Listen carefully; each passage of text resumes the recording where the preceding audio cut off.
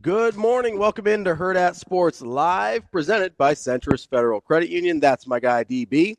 We're here at the Hurrdat Sports Bar and Grill. What's up, DB? How we doing? Oh, we're doing all right. Everything's going to be all right. Much like Kendrick. It's going to be all right. It's funny that he has a lot of other good music, but people, it seems like anything anybody knows is not like us. Yeah, but we won't be like that. No. He's got a deep discography, catalog, if you will. He does. You know? Good morning, JR. That's early. I know. He's on it early this morning. It's my new dude. Man, we got a lot of people in early. Ken, Hey. TK, what's up, fellas? You want something funny? What's up? What is this? That? That's a My burn. finger and that. Looks like a burn. What I grab?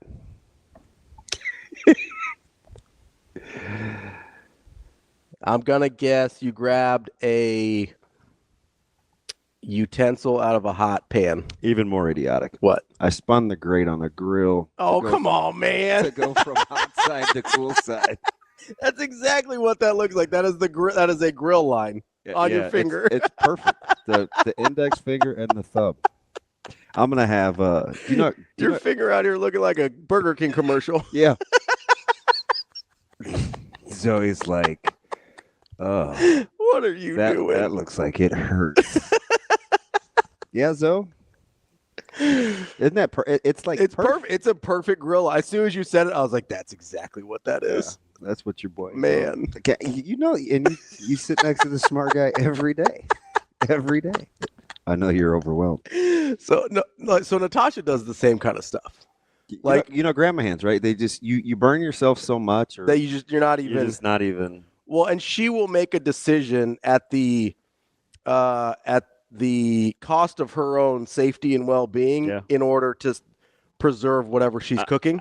Because it was there's half a chicken. Yeah. And I wanted I just wanted to smoke it because I was going to eat the whole half chicken. Yeah.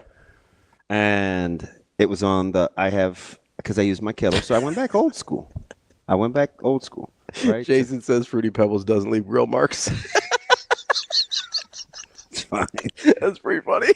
So I'm forever be stuck with the Fruity Pebbles thing, and it's okay. Fruity Pebbles are good. I like Fruity Pebbles. Because they're fire. They're in my top 3 of all time. Yeah, I like Fruity Pebbles. Cereals. Sorry. Okay, so you're eating the whole half chicken. Yeah, and I had to make a critical decision. Yeah. Because I went, I put the skin side down last because I wanted it to be a certain color. Yeah.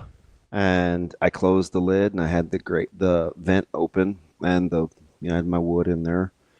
And I'm like, oh man, if I go inside, it's gonna take too long. And get the tong thing to spin it, there's a little bit of a flame there. I don't want char. Yeah. So it was at that moment that I knew I screwed up. So I just spun that thing. I was like, that he bleeped up. Instead of I'd have been better off just grabbing the chicken and sliding it over, but I didn't want any. That's the best part. I didn't want great residue dragged across my beautiful bird. So I sacrificed the old train track lines on the finger. So I'm riding with Natasha this morning. No, she'll come. Just a finger. You got 9 other ones, so you're good. Yeah. So there's only one real dilemma. I can work around everything else. What's that? What's the one where real dilemma? Well, I mean, with your finger? It's my right hand. It's your wiping hand. Correct. Yeah. Let me tell you, when I had shoulder surgery, it was on my right shoulder. Trying to wipe my ass left-handed. My God. Just you can't eat for a while. It's a disaster. I just won't eat for a while. No, it's a disaster. Although I thought about just wrapping it up and gutting it, but yeah. Just give it 24 hours and it'll feel better. You also don't want to do that with a wound because I have aloe and some vitamin E. So you don't want poop near a wound. It's not open. And I'm not. It might have been yesterday. Bro, I'm 50. I'm not going to do the. You're not going to miss? No.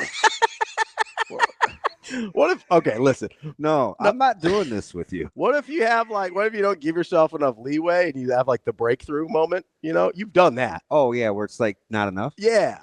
That's the concern. I'm not saying you're going to accidentally miss. I was probably 32 and buzz, but. Hey, yeah, that's kind of still my wheelhouse. 30s and buzzed is kind of where I live. Did you want to catch one watching that game last night? That was so ugly. My God. That was as quiet as you guys have been on the chain in a minute. I mean, it's DePaul, so it's just like, You gonna be all right? it just is what it is. So was that real anger, do you think, from Mac, or like fake anger? I think His presser was not. I think he very was mad about how they played. warm and fuzzy. If you're trying to get this team ready for March, I'd be upset about how I played. That wasn't a clean game. Mm.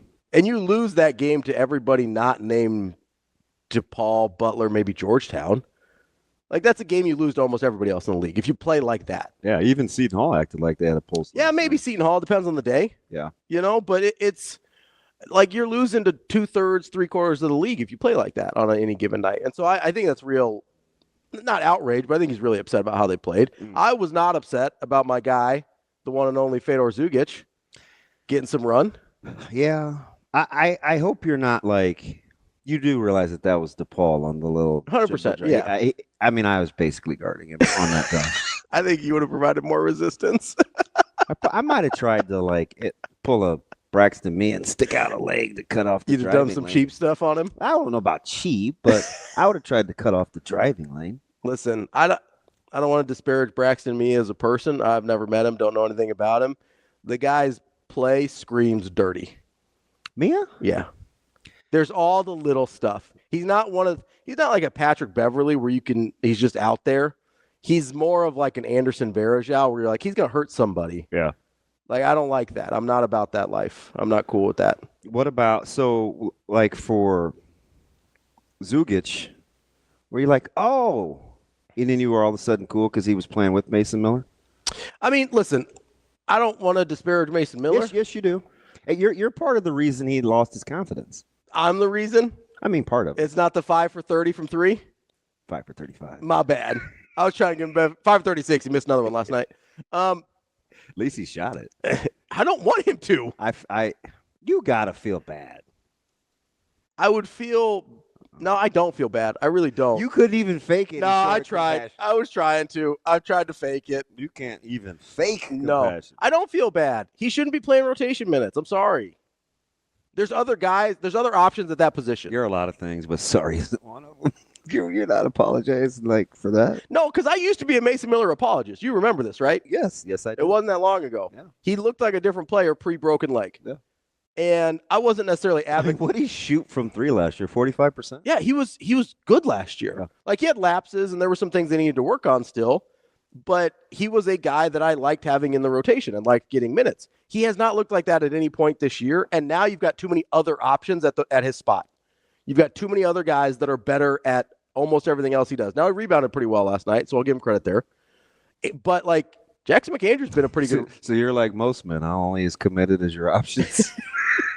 Wow. We got other options now. You're out. In basketball, yes. If I'm talking about rotation players, 100%. There's a reason I don't bag on Fred King the way I bag on Mason Miller. Because he did have a nice catch and finish. He Even did. though when that thing hit the glass at first, I was like, oh, we might shatter that. Everybody's going to go in on old Frederique. Listen, I understand Fred King and his minutes because you don't have any other options. And how many guys are you recruiting to play 4 minutes a game behind Ryan Kalkbrenner? Yeah. Not a lot, right? That's not an appealing role to have. Or a guy that wanted the portal and then was like, yeah, I don't know what the market is. I'll be right back. Yeah, right? That's a guy that I understand why he plays, and I understand why they probably don't have other options. When Ryan Kalkbrenner's entrenched in there for half a decade, literally, then you don't really have any other options to go get good bigs. 100%. But if you've got a stretch 4 in a Greg McDermott offense, what do you know? You've got a lot of options. You got Jackson McAndrew, you got Isaac Trout, you got Jason Green, you got Fedor Zugic. There are a lot of options at that 3-4 spot. Mason Miller shouldn't be getting minutes. I'm sorry. What's the what do you think the range on the old barometer is, high to low, from the environment last night to this weekend? It's about as far away as you can get. Yeah. I didn't even go last night. So your boy is in rare form. He is Who? One Daniel Hurley. Oh, he is. Did you catch his bit last night? Clown show. He's a clown. Okay, you can't hear the question When he initially asked. But I want you to hear what your boy said when he takes a subtle psych, old school 80s reference, You think not so subtle shot at the media. Shano? I mean, I think the press has been an asshole to me all year. Wait, you mean the? Oh, I thought you meant. There's people acting far worse than me. What was that? I didn't know what you were talking about there. I'm sorry. clown. He's a clown. They're talking about the press, like a basketball press in like a game 94 feet. where you're trying to put pressure on a ball handler. This doesn't miss the opportunity. And he also doesn't take. That is your boy. Can I tell you, he did one of the things that, and listen, he's a good basketball coach. He's a borderline great basketball coach. I'm not, whatever. He's probably going to win forever, and it's fine. And I'm going to hate every second of it. I don't know if he's going to win this year. Well, in general, he's probably not going to struggle a lot during his basketball career because he's a really good basketball coach, right? I'm going to hate every second of it, and that's fine. But you know what he did there that bothers me more than he just went out of his way to be like, oh, the press is so mean to me. They're meaner to me than Creighton's student section. You know what he did there that bothers me the most? He goes, oh, well, there's people worse than me. Oh, that's my favorite. That's how you know you're a true Richard. That's my favorite. Is when you're like, I think the press has been an asshole to me all year. He must be a big fan of the show. But he does the thing where you go, oh, I'm not that bad. Look at this guy. It's the whataboutism. What about this guy? What? And here's the thing. Those are I'm just telling you. Those are my least favorite kind of people. That's so close to home. It's not even funny. I would not, that's every time I've said that I would, listen, I'll take Dion over that guy. Name any other coach, player, whoever that I don't like, I will take them over Dan Hurley. What does bolstered mean? Yeah, I'll take Bolster Boy every day of the week. And twice on Sunday, because he's a big church guy, over Danny Hurley. And you know what? I don't think there's people that act worse than him in this profession. He did have a great IG story yesterday. Who, Dion? Yeah. You're going to be surprised. I missed it. I don't really go out of my way to consume Dion content. Improved. How about improved? I'm shocked. It's stunning. Didn't hit the old news timeline? It did not. I don't follow him. It didn't show up organically in my feed. Yeah. I was seeking some things, so I was like, you know what? Well, you love Dion. Love is a little. You loved him as a player. Yes. You loved him as a player. I loved him as a player. And that affinity carries on to a certain extent now. It bought him some grace. Sure, yeah, he's got a lot of runway with you. That's fine. I get that. Brought him some grace. I totally understand. There's guys I'm like that with that are probably not awesome that I'm going to. Will there ever be so does Hurley say anything where you're like, "Oh yeah, I'm vibing"? Not that I think he actually means. Oh man. Cuz he did a sit down. Shane, get coach rule. He did a sit down. I think the press has been an asshole to me all year. He did a sit down last year, I think after the national championship with 60 Minutes or somebody, or he did one of the newsy ones. 60 Minutes. I don't know. I'm old. I don't know what. CBS Sunday Morning. One of the probably wasn't. CBS probably Sunday. not. It might have been ESPN, and they just tried to make it look newsy. I don't know, but he goes and he's like, I think I'm just really misunderstood, and I've really tried to calm down. It's like, no, you're not. If that's part of what bothers me so much is he's so disingenuous. I love this. I've been listening to Coach Hurley, Danny Hurley, a lot. Exactly. On one hand, he'll say, "Oh, there's people way worse than I am," and then on the other hand, he's like, "Oh, I'm really trying to work on it." Well, which is it? Because if you can't acknowledge you're doing bad stuff, you're really not trying to work on it. And he's got to understand he's his own benchmark. And he's his own worst enemy. So that's. I don't think. Do you think he ever goes back and watches the film of himself in the game and thinks yeah, that's okay. Yeah, that's normal behavior. No. Yeah, I need to be protected from 18-year-olds at Creighton. Yeah, I don't. No, I don't think he does either. I don't think there's a lot of self-awareness and reflection in Danny Hurley's game. I don't think that's a thing. Great basketball coach, huge a-hole. Wow. I think the press has been an asshole to me all year. Like I said, he must be. What if coaches just start dropping that? I hope they do, and I think we're getting closer. I mean, with every new change that happens across the landscape of sports, collegiately in the NFL, coaches are getting a little more aggressive behind them. I mean, shoot, just listen to Coach Rule. Yeah, they're a little more aggressive with the media. He is not having it. And that's fine, but listen, that's a two-way street. No, 100%. Like, you can say whatever you want as long as you're winning. No, that much is true. First weekend exit might not go as well for Danny Hurley as back-to-back rings does. That much is true. You know? That much is true. Next time when he's going to the fans at Creighton, he'll be like, that's how many games I lasted in the NCAA tournament this year, 2. Just 2. It's fine. Listen, somebody asked me a long time ago. I think it was on Twitter. I think it was, you remember Don Meyer? He like changes his screen names all the time, whatever. I know Don Juan. He's he engages a lot, which I appreciate. Yeah. He asked me one time if you can keep him being appropriate, he's actually pretty funny. He is. Yeah, he gets a little sideways sometimes. Not that I'm familiar with that at all. But he asked me one time if I in my dislike for him. Mm-hmm. And I'm going to tell you the honest to God truth. There is no way in hell. If Greg McDermott retires tomorrow and Danny Hurley's like the only job in the country I want, I couldn't do it. And I'll tell you why I know this, because I thought a lot about this. I really did, because I was actually trying to be self-aware, unlike some people that we know here. I'd take Hurley in North Carolina. Yeah, but that's because you're in the desert, Jason. Hurley needs a bowl of Fruity Pebbles. They're organic, I heard. I take the press. Oh no, it's the fruit. No, it's the Captain Crunch. Was the organic one. No, I'm telling you, the honest to God truth. I would rather be where Creighton is at right now, forever. That's not bad. Like, you're not giving up a ton. I mean, okay, so I would rather take where Creighton's been for my lifetime. So only a handful of Sweet 16s. You get the one Elite 8, a lot of tournament appearances, but you're not guaranteed much else, right? I would take that for the rest of my life before I would take Danny Hurley. Yeah. Because that dude is so unlikable, I would not be able to enjoy the success. And I'll tell you, I know this is true. So at any point, do you catch yourself thinking, because kind of what he says sometimes, I don't really have, is it how he says it or what he says? A lot of it's how he says it. Okay. I also just think because that's kind of an us thing sometimes. I don't know. There's too much body of work. Like I've experienced too much, and there's a lot of things that I've experienced sitting behind his bench that he doesn't say publicly. That goes into this. Like, that's a huge part of it. He's a dick. I don't know how else to say it. Like, he's a bad dude. Like, I have experienced this in real time. Like, people who are good people don't say the things he does to randos and children and college students. They just don't. And if he's the first one in history, congratulations. I'll miss on Danny Hurley. He'll be the one out of the 99 that I put in the wrong group. That's fine. I'll live with that. But that's not a good dude.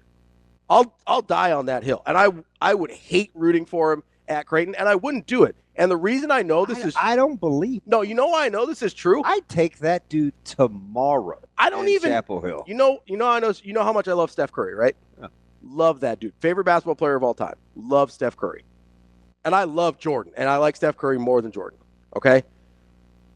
I didn't even enjoy the 2021 title because of how much I hate Jordan Poole. And I don't hate Jordan Poole nearly as much as I hate Danny Hurley. Yeah. I would officiate Jordan Poole's wedding before I spoke at Danny Hurley's funeral. That's how I know I'm telling the truth here. The only reason I even acknowledge the fourth title. What if at some point he started not as an adversary? You just take him in stride, right? What do you mean? So if he wasn't playing a key role and a team you cheer for's failures? No, that's not true, because he didn't win the first 8 times they played. So he wasn't a key role in their failures. But he wins he wins a ton. Conference, yeah. He wins a ton now, but directly with Creighton, like Creighton owned him for the first 4 years in the conference. Shouldn't that make it a little easier? It's kind of how I felt about Oklahoma. It does make it easier, and I still hate him this much. It's irrational. Like, that's how you know it's real. That's how you know when I tell you that this dude is a bad dude that I would never want coaching my team, that I mean it. Because Creighton kicked his ass for 4 years, and by the way, it's still like 9-2 against him, or 10-2, whatever the number is. And I still don't want anything to do with him, and it doesn't make me hate him any less. I think you turned the corner. I got to get off early here for a second. I think you turned the corner when you heard him when he was cussing at those kids so close. 100%. 100%. You lost your mind the next day. Yeah. Because that's a crazy person behavior. How old were the kiddos? They were like under 10. They were not in middle school. They were children. Yeah. Like, listen, I would curse out some middle school kids. Don't get me wrong. Middle school kids are, like, when I talk about tough hangs, they are tough hangs. There's just this part of me that kind of enjoys winning. Yeah, I like winning too. So my threshold to put up with that stuff is it's significant. Yeah. It's very like you're talking about getting by with LeBron, and I know you make fun of me for not liking guys that are good that go to my team. I'm just saying you're still complaining about Luka, so I'm just going to put that out there. I wouldn't say complaining. You want me? You guys want it? He hit a 30-footer, and you guys are like, you want AD back? And I'm like, 2 seconds later, he just shot an air ball from 33 feet. I'm like, it's fine. Like I'm gonna cheer. But you're not changing my mind tomorrow. Justin says he'd drop kick a middle schooler. The middle schoolers are tough. Like, don't be wrong. My man. That's like the group you like the most, though, isn't it? Don't you want? I don't know. I think with the way kids are, young people are, you need a little bit of that. I don't know how much is too much. Sure.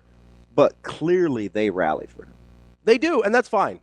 Regardless of what Caravan said a week, 10 days ago. You know what? I would never. But he Caravan even put that solely on the players. He's like, man, this is on us. Like we don't play hard all the time. That's fine. That's fine. But guess what? Not a single person I care about would I ever let go play for Dan Hurley. Not a one. They can find That's somewhere else to go. They can find somewhere else to go. You like a little more Phil Simpson to you? I would like somebody who actually outwardly appears like they care about me or my family, or isn't going to swear at children because he got mad at a basketball game. I mean, I think the press has been Like, I don't think that's a high bar. Like, that's not a big ask. You know why? Because I sit behind that bench. Oh, I thought you meant. You know when he says stuff like, this is a bit, though. No, well, kind of. He didn't actually mistake what he was talking about. He was wanted just to get that in. Yeah, that's not a bit. That's him, again, being a dick. Well, I'm talking about the part I think that really drives you crazy is the pretending to be dumb afterwards. Well, Like, pretending to be. he's just dragging it out. Not just that, but pretending to be dumb, pretending to be a victim, pretending to be whatever else, pretending to be like, oh, they're so much worse than me. Listen, we both watch a ton of college basketball, right? Yeah, unfortunately. Do you know, can you name anyone off the top of your head that behaves as badly on a regular basis as Dan Hurley? No. Beard is close. Beard's pretty bad. I'm not a big Beard fan either. They got their teeth kicked in. It was a shame. I just watched you watched that with me. Yeah, the Ole Miss thing. Yeah. Yeah, I'm not a big Chris Beard. What did I say when he was on? Not a big Chris Beard guy. Oh, that's right. You did. Real time. Not a big Chris Beard guy. Now he doesn't cross paths with me very often, so it doesn't what matter. about Buzz? I don't know. Like I don't think Buzz is as angry. He yells a lot. Yeah, Buzz is pretty intense. But he's intense, but he doesn't come off as angry to me. I don't know if that makes sense. Like, there's a difference. There's a lot of guys that are intense that don't seem angry. Yeah. I don't think Buzz is angry. He's intense. Sean Miller has a little bit of that to him. I don't love Sean Miller. Sean Miller has a lot of that. Yeah, I'm not a big Sean Miller guy. I think he's kind of cut from the same cloth.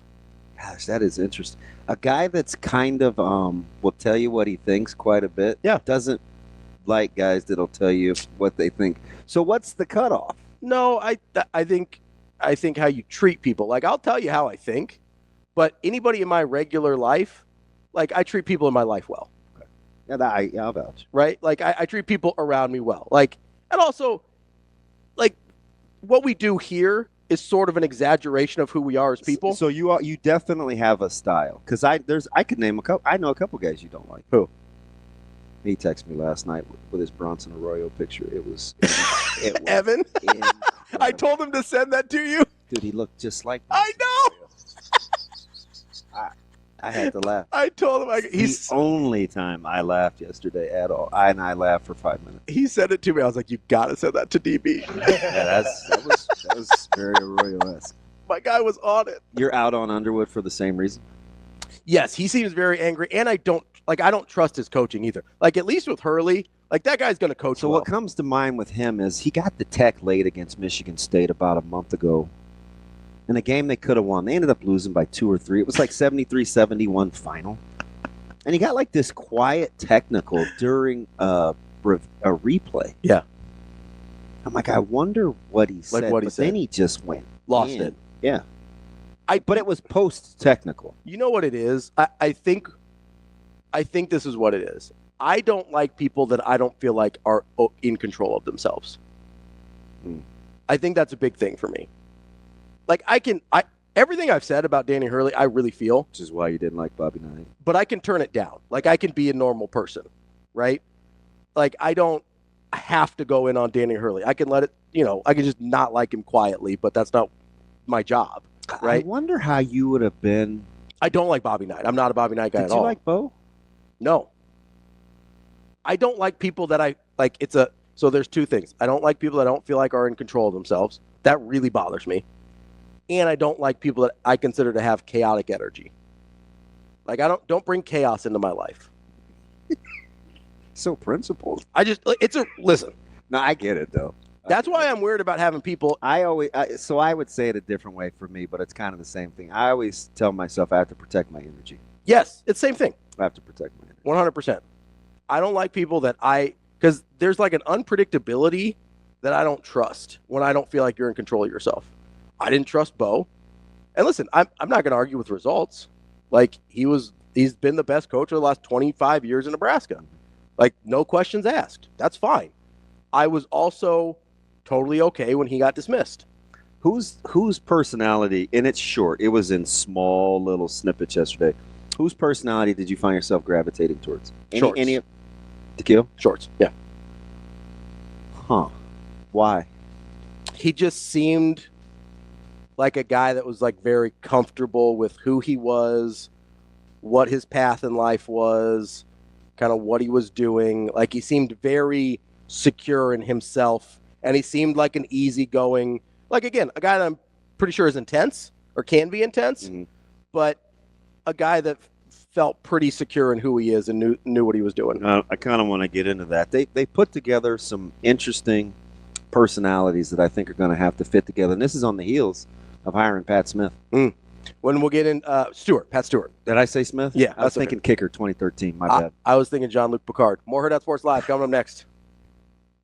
We're back here on Hurrdat Sports Live. That's DBM Ravi Lulla, and we're reminding you, get that seatbelt clicked and fastened while you're on your way to work this morning, or maybe you're on your way to breakfast. Maybe you're on your way to anger management with Danny Hurley. I don't know where you're going. Or Ravi. But, no, I'm good.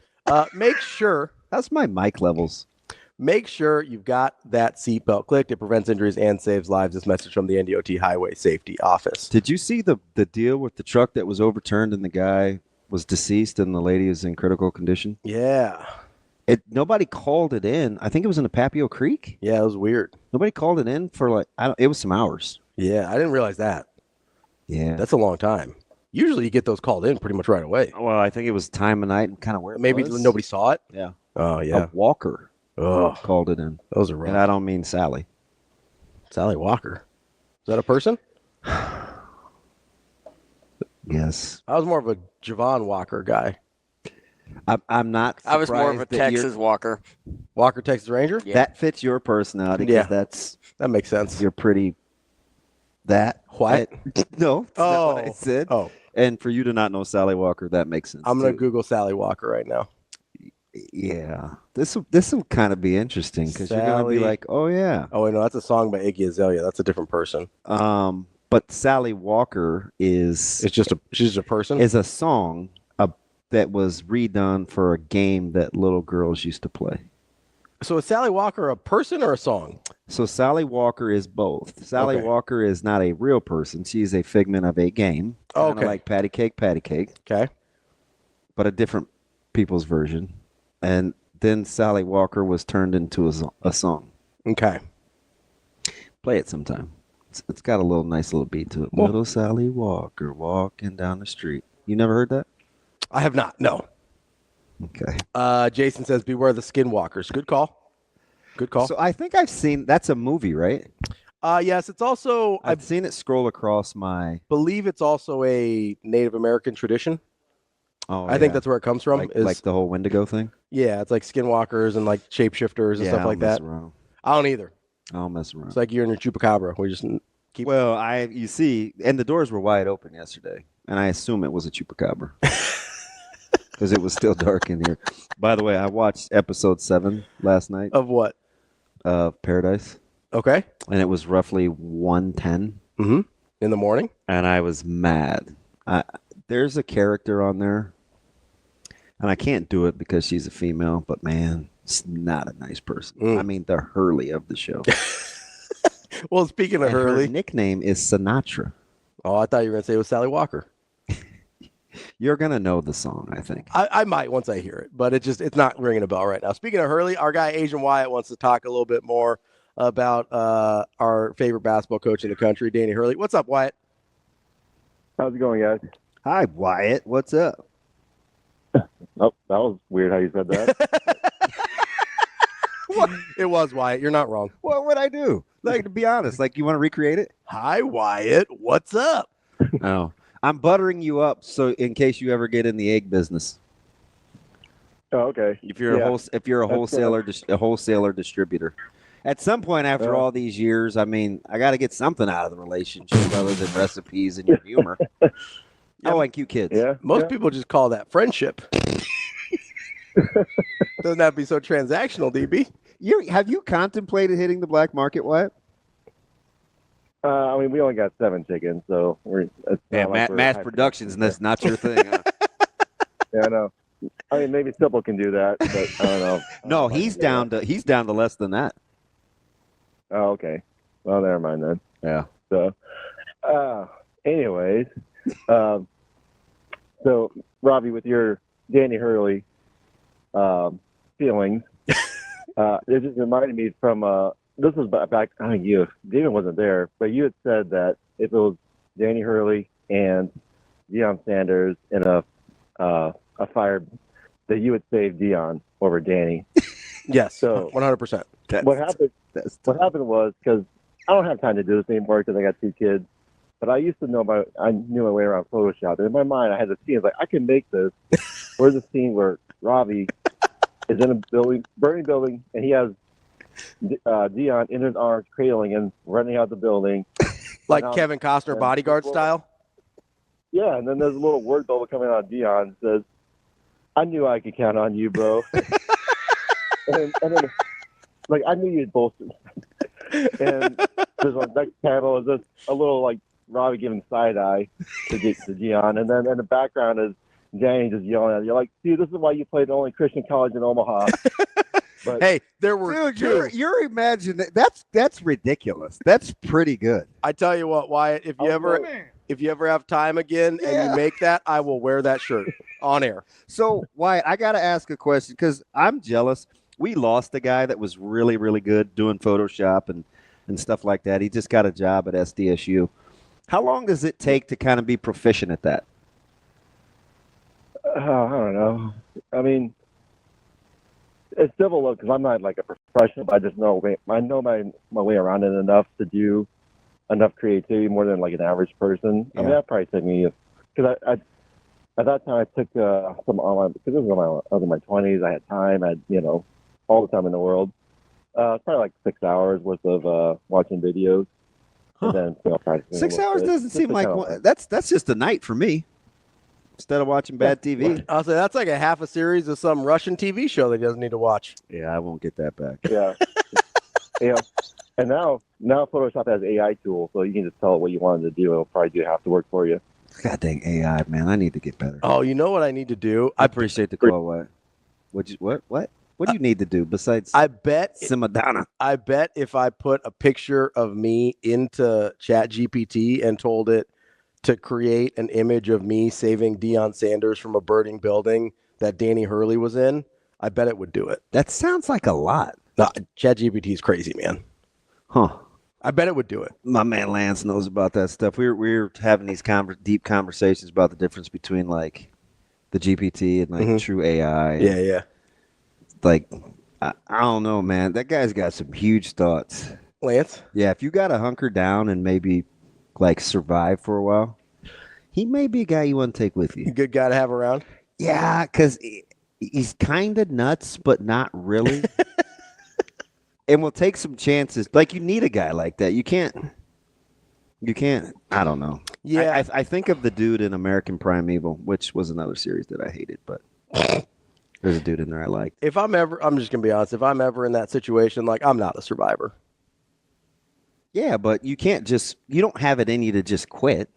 Nah, but like there's probably a certain point where I'm going to call it.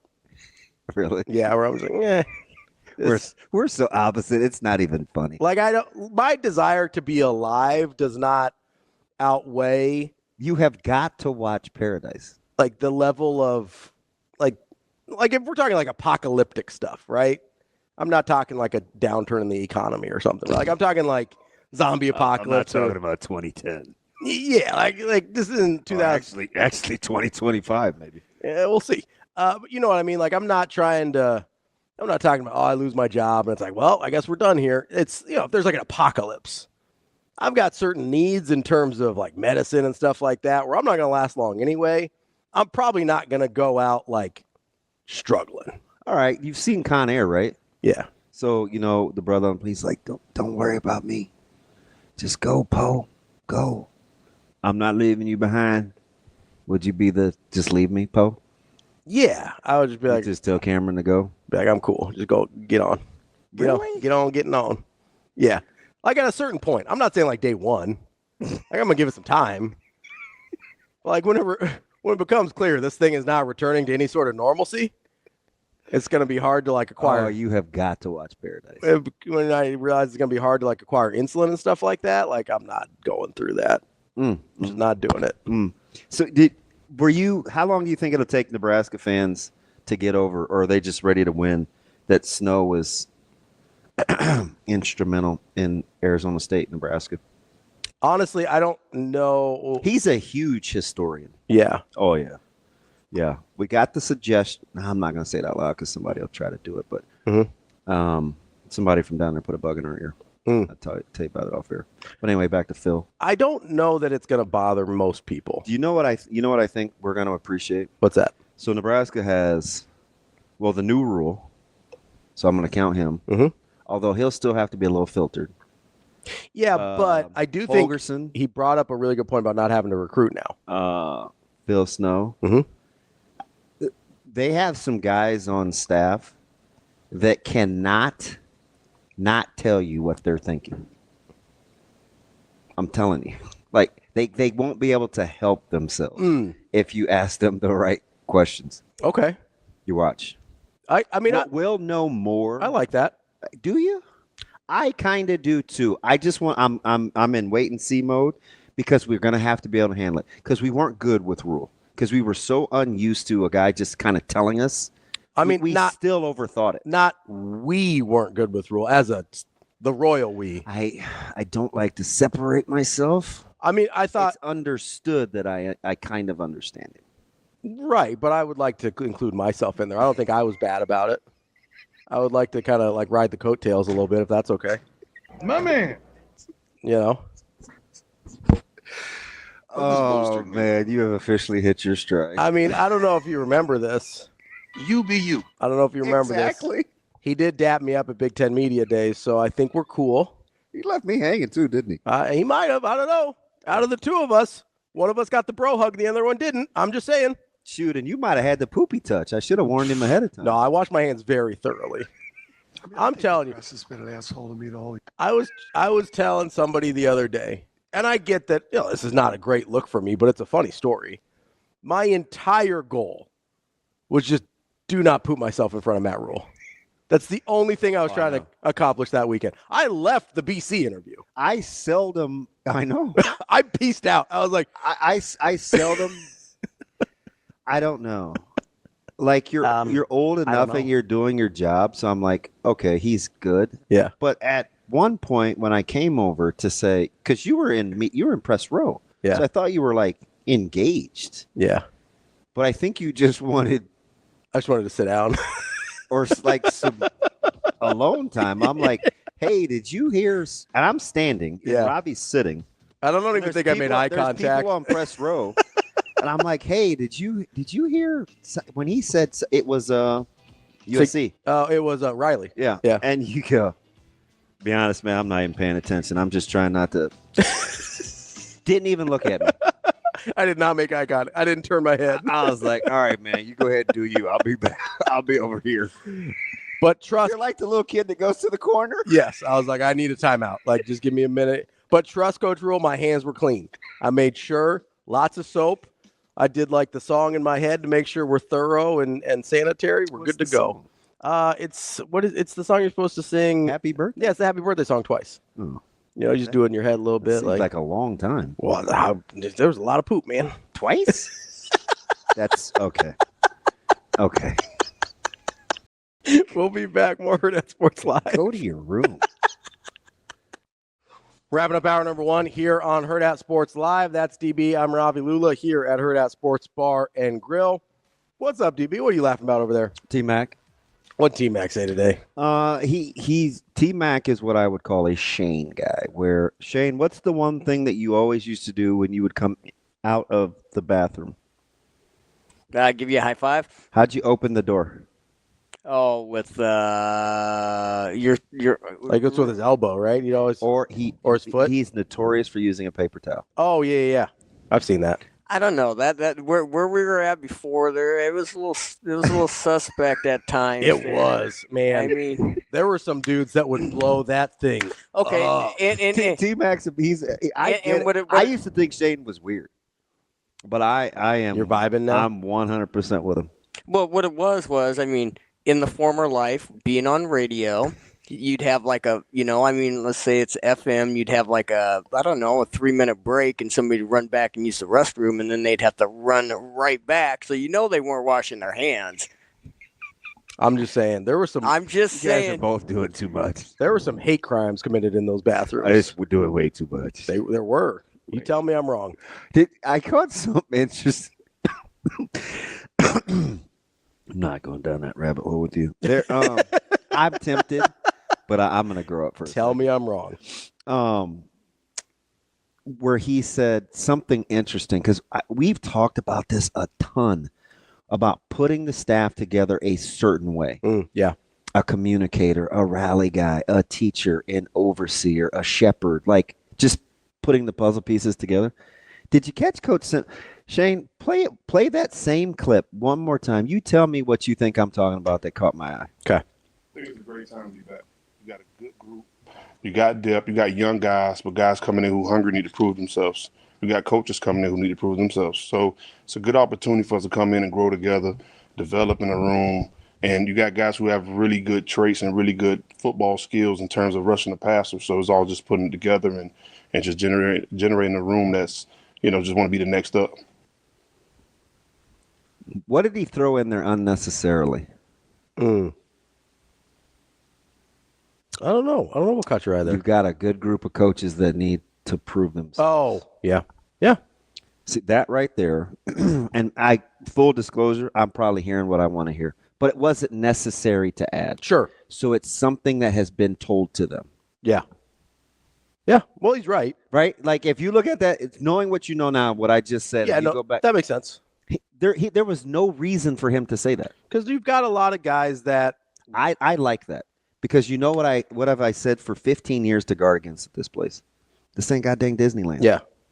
Or World. Which one is bigger? World. Obviously. World is bigger. World's bigger than Land. Yeah. This ain't Disney World. So like stay on your grind. But it can feel that way. Oh yeah. Yeah. There's a lot of that's the downside of it's finding guys with that in their DNA. Having the resources and the facilities and the chef cooked meals and all the gear and all the fans and all the social media and all of that. The downside is you can think you've already made it. And look who he's brought in to insulate themselves. Two guys. When I say Coach Holgerson and Coach Snow will be two guys that can't not say, there is no real filter. Yeah. They're just old, savvy, grizzled vets. I don't mean old necessarily in terms of age. No, but like experienced. Just seen a lot of stuff. Just seen too much to play the game. Also, there are a couple of guys that come off to me as just not interested in all the stuff. Yep. Right? They come off as just like, hey, I'm here to coach ball. Yep. Like, how often do you have a coach that would come in his mid-60s last year, 65, 66, 67, whatever he is, and go, I didn't really know what the job was. I just came in to help. Yeah. Like, that's a guy that just wants to coach ball. Yep. Because how many dudes do you know that would take a job, regardless of age, but especially when you don't need to, that they don't know what the job is. They don't know what it entails. They're just like, I'm just here to coach ball. He's just I think we're going to really, really like him. And it's not like he's a good orator, right? I mean, he was fine, but it's not like he wasn't so it's not. Yeah, it's not his. It's not the. He's not charismatic. It's not the. I was going to say it's not the charisma. Yeah, it's just what he says. He's just very matter of fact, and the Rolodex of history. I think in terms of what he's seen, how he just immediately recalls. See, I geek out over stuff like this when he says, "Gosh, you know what? Well, they gave us a small guy, and we had a small guy on the other side, so we had to go to a 5 front because we got to be able to stop the run." Yeah. Immediately, I'm like, hand me the paper towel. I got to dap up because those are the things, the game within the game and adjusting about how you still need to be able to do. Or he's like, man, I've watched this college game the last handful of years. You know what the Big Ten is? Big Ten is 2-back run game. It's 1-back passing game. That's pretty. I'm used to that. This is what I think we can do. Hey, we're really good on 1st and 2nd down. Let's ramp up 3rd down. What killed Nebraska last year? 3rd down. But what did Coach Rule say in the offseason on why the defensive coordinator thing was so tough to change? Because he liked a lot of the stuff they did from a preparation standpoint. So if you don't think that's intentional, I don't know what to tell you. No, it has to be. I mean, they're putting this thing together in a way that's going to give themselves a chance. I also like you've got basically a mix of experienced guys that just want to coach ball and young guys that have something to prove. Yeah. Right? A lot of guys that shouldn't get distracted by all the twinkling lights. And my man, he said, hey, make no mistake about it. This is blank's defense. John Butler's defense. And he put to bed the whole nonsense about the overseeing and Tony and not like that wasn't it. No, that wasn't it. And I said that at the don't go doing that. Sometimes we're doing too much. Coming up next, we're going to start getting into a little NFL draft, NFL combine with our guy Ryan Roberts from Rise and Draft and A to Z Sports. Coming up next here on Hurrdat Sports Live. Kicking off hour number 2, we are on Hurrdat Sports Live. That's DBM Ravi Lulla. We're presented by Centris Federal Credit Union, and we are joined now. We're going to get a little nerdy on you here with our guy Ryan Roberts. He's from A to Z Sports. He also does podcast Rise and Draft. What's up, Ryan? I'm good, man. I'm good. How's everything on you guys end? Just trying to keep up, man. I feel like this is pretty fluid, especially, I guess I'd say the top 10 is pretty fluid, but like 11 through the back end, so many different things can happen. How much of what you're going to end up probably projecting, Ryan, has to do with, number one, where Stafford lands, and 2, the fact that the Saints said out loud, Carr's our guy?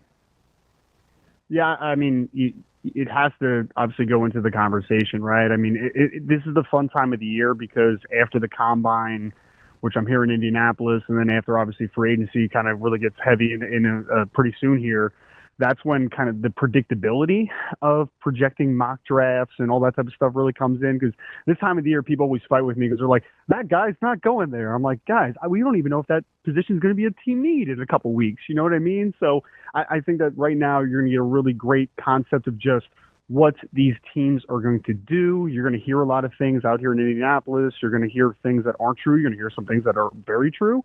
And you're going to really start kind of piecing together what is a team need, what is not a team need, what's a prospect fit, what isn't a prospect fit. And this is the fun time of the year because I think you get a really good concept. But I always tell people, like, down here at the combine specifically, I kind of joke about it, but it's like I only believe about like 17% of what I hear, down here. You just can't, you got to take everything with a little bit of a grain of salt. But hearing these general managers, these coaches, kind of understanding their philosophy, I don't really care as much about them talking player X versus player Y. I want to hear what their philosophy is because I think that tells you a whole lot more about who they're going to value, what they're going to value, and the positions that I think that are still on the front of their mind as far as what they consider to be needs and that type of thing.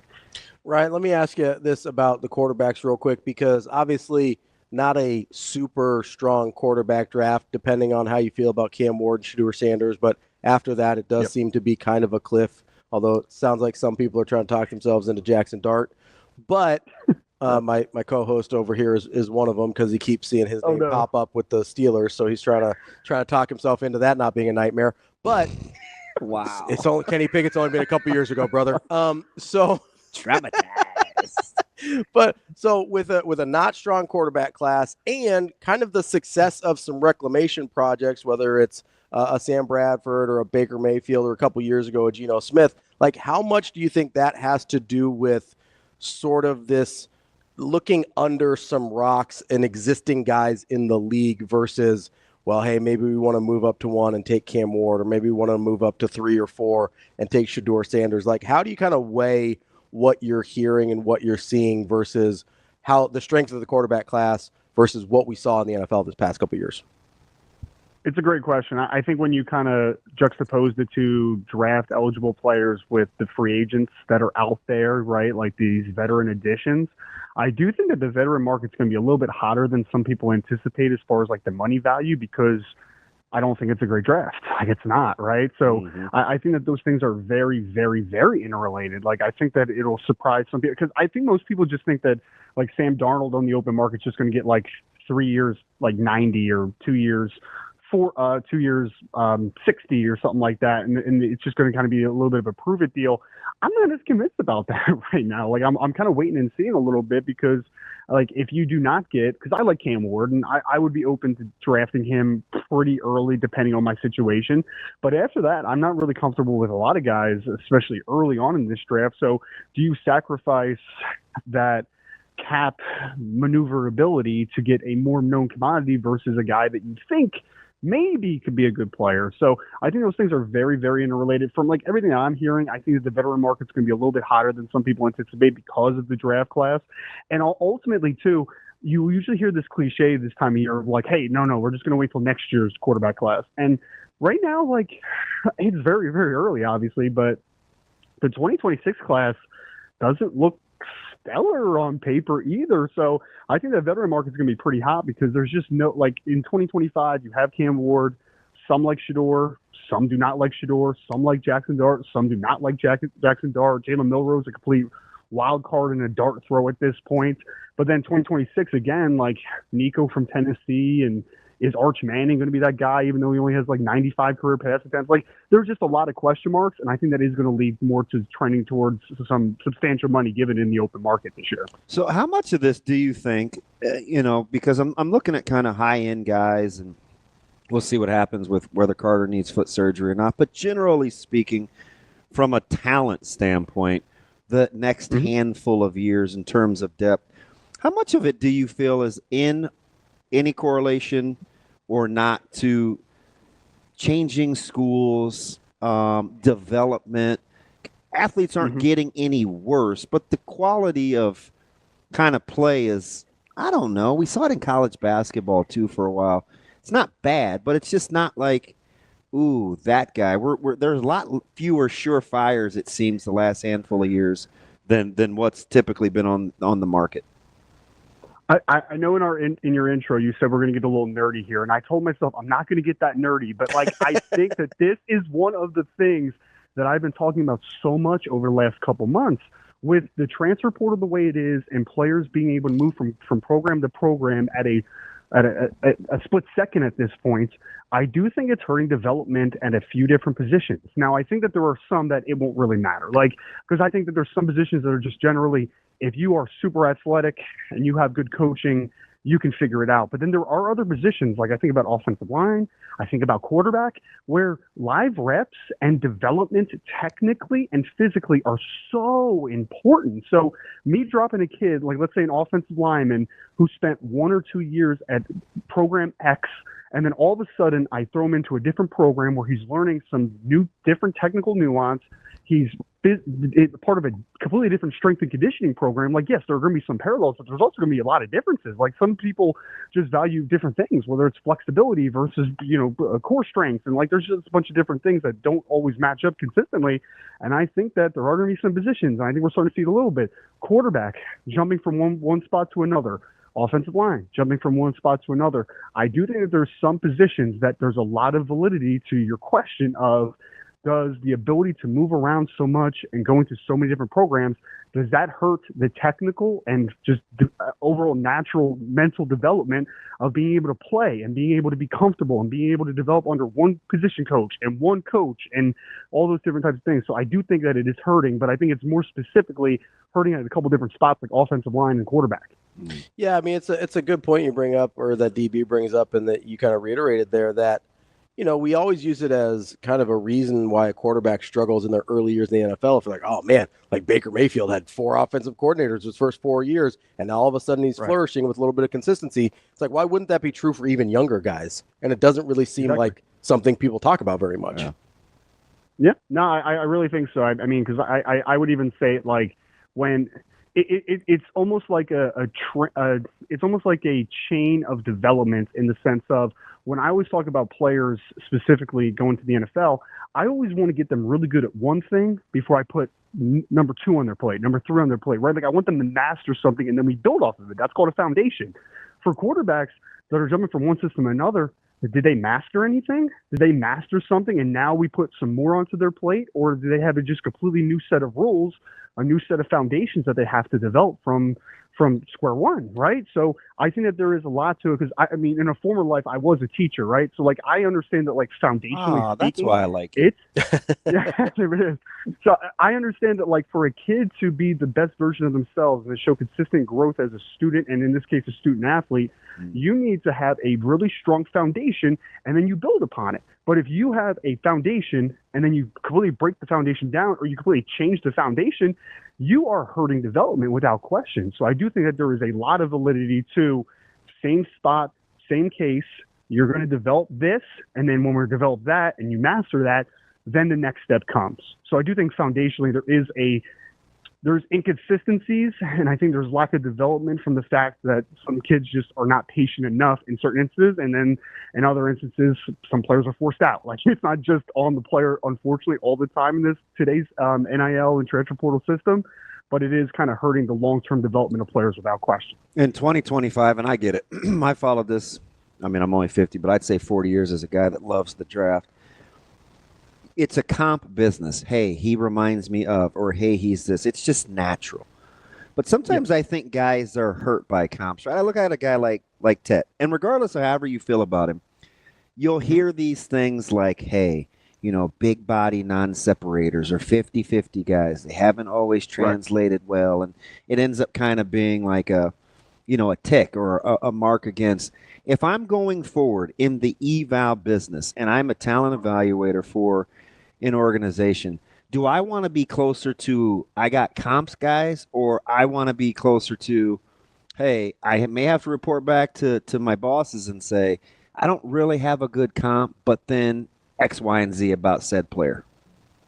Yeah, I mean, I think it's all individualized, right? Like, I think I agree with you. I think the comps can, just generally speaking, create buckets, and we just throw players into buckets. And when we put players in the buckets, we bucket them with their strengths, their failures, and also what they weren't able to develop, right? Like me comparing someone to Laquan Treadwell, for instance, if we're talking about just like big physical wires that can't separate, that gives you a perception of a player. But in reality, though, every player has unique skill sets, and they can do X, Y, and Z differently than player Z, right? So I think that when the evaluation process is very important, because we need to separate things. This is why helmet scouting is a thing that we don't talk about. We need to talk about a lot more, and we have talked about over the last several years. Just because a player plays the same position at the same school does not mean that they have the same strengths and weaknesses. It just doesn't. Like, some people would have not have drafted C.J. Stroud, most likely because they're like, oh, Ohio State quarterback. But it just goes way, way beyond that. So we need to separate, and this is what I always talk about in the evaluation process.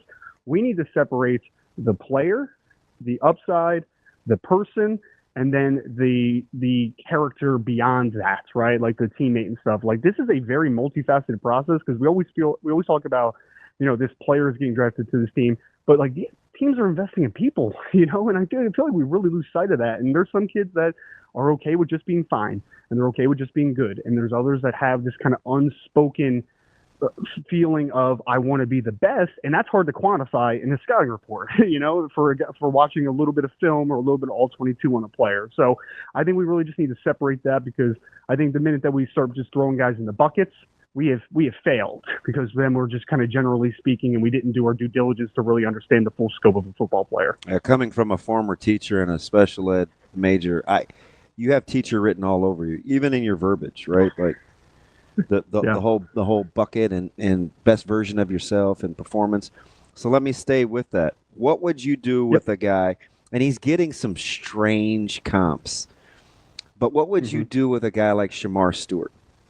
How individualized do you have to make the eval on a guy like Stewart? It's a great question. It's funny. It's a quick tangent, but I was also a special education teacher, so there's a lot of parallels there. It's hilarious. For Shamar, though, it's a very fascinating conversation, because traits on the edge have historically mattered, right? Like, people always talk about, like, testing, overrated. What does it matter for? Like, on the edge, it does matter. Like, when you really look at the guys that have been the best pass rushers for the most part, some freaky dudes, man, some aliens. Like, they really are. So Shamar has all that. He's 6'5", 280. He said he's going to run in the 4.6s this week. Like, he's a freaky dude. And you see the flashes on film. The problem I think that he felt at Texas A&M is, one, he was a little bit of a later riser. He didn't really kind of start coming into his own until this year. And if you watch him at Texas A&M, they utilized him all over the place. Like, I mean, he wasn't just like a wide tech. Like, they were using him 4-eye, odd front at times. And that comes back to one of my earlier points is, I want to make a player really good at something and major in something before I start to build off of him a little bit. So there is a little bit in me of Shamar Stewart, whatever team he wants to go to, I want them to keep it simple, super simple for him early. Like, super simple. This is your alignments. These are your couple alignments. These are your couple movements up front. And now we're going to build the repertoire. I think if you're patient with Shamar Stewart, patience is the biggest thing, because if you're expecting Shamar Stewart to go into the NFL next year and have double-digit sacks, I think you're going to be really, really disappointed. But if you are okay with him having 5 sacks, playing good run defense, growing throughout the year, and then having that year 2 breakout, that's what you're really investing in my opinion. So I think there's a little bit of patience there, but I also think there's a simplistic approach you have to take on. And then as he masters those things, then you add moves to the arsenal. Then you add responsibilities to his plate. If you do that well, he could end up being one of the best players in this draft, but I do not think that anyone should expect him to be one of the best players in the draft in 2025. I just don't think that is the curve that he's on right now. But this is coming from the guy that was just downing comps. So I understand I understand the hypocrisy here. But it sounds, it sounds like, especially when you go from 4-eye to being in a 4 to an edge guy, that it reminds me a little bit of Richard Seymour when he was coming out for school at Georgia. Where I like it. You know what I mean? It's like, gosh, but I know I'm comparing it to a Hall of Famer, right? So it seems disingenuous, but that was a lot. And he's a guy that I know a lot about Georgia's history and stuff. And that's neither here nor there. But it just reminds me of Seymour conversation. Yeah. Well, I'll give you a different conversation. We don't want to compare him to a Hall of Famer, at least not yet. I mean, Daniil Hunter, obviously, that's been a tremendous player for the Vikings and the Texans. He was kind of the same dude at LSU, man. Like, LSU, because I think that, that was around the same era where they had like Kiki Mingo and Sam Montgomery and all those really good defensive ends. And if you watched Daniil Hunter at LSU, they asked him to do a lot of things, man. Like, he was playing a lot of different alignments. And then he came out, and funny enough, I think he had like 1.5 sacks, which is the same number as Shamar Stewart his final year at LSU. Now, he had more tackle for loss production. Like, there's some other kind of nuances to it. But when you really look at it, like, I think the greatest thing for Daniil Hunter was he got in with an NFL coaching staff. He understood the foundational stuff, and then he developed over time. And within 2 or 3 years, he was one of the better pass rushers in the NFL. And Shamar can be that guy. If you throw him into it, because situations matter so much. If you throw him into a situation that isn't patient, then he might never come out on the other side. But if you throw him into a situation that is patient and allow him to develop and allow him to do some things very, very well and to continue to grow on it, I do think, again, that he could end up being one of the better players in this draft. It's just about development and patience at the end of the day for him. Ryan, so I'm going to give you an option here. Would you rather talk about Travis Hunter first or running backs? Let's go running back. Okay. Let's go running back, yeah. So I think you've got some guys in this class that I think people find really interesting. Obviously, Genty gets a lot of the headlines, but depending on who you ask, including my co-host here, there's some other guys that he might likes as much or maybe even a little bit more. With the emergence of like a Saquon Barkley or a Derrick Henry and how important they were to their respective teams this year, two of the best teams in the league. Do you think we'll see a little more value placed on running backs earlier in the draft, or you think we're going to kind of see more of the same? Part two of that question, kind of what pecking order do you put these guys in, including Genty?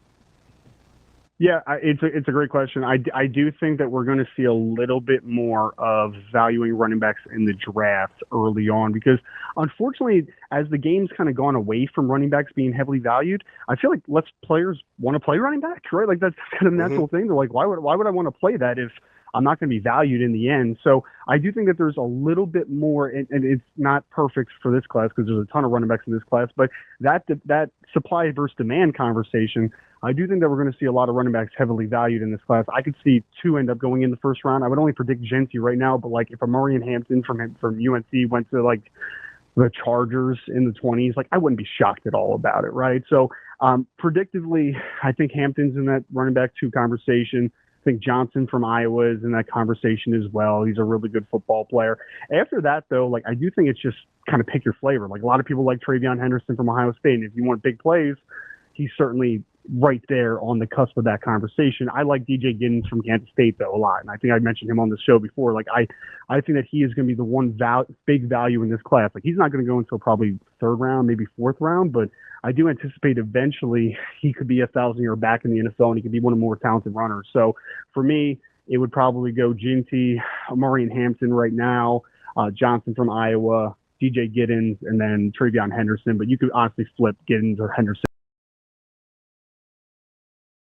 It's I can't get over, this is the former running back in me talking, how incredibly deep the draft is, where I'm hoping that like a guy like Gordon can go before the 5th round and a guy like Marks gets drafted. Like I think I watch Woody Marks run, pass, protect, and catch, and I'm thinking, this guy is an elite level inside runner. Like he's incredible. Yeah. Yeah, he is. I remember watching him especially a lot when they were about to play Notre Dame because I just went through some film study. He's one of the better all-round backs in this class. Now, he's not the biggest guy. He's only about 5'9", 205 pounds, somewhere in that ballpark, but he will pass protect.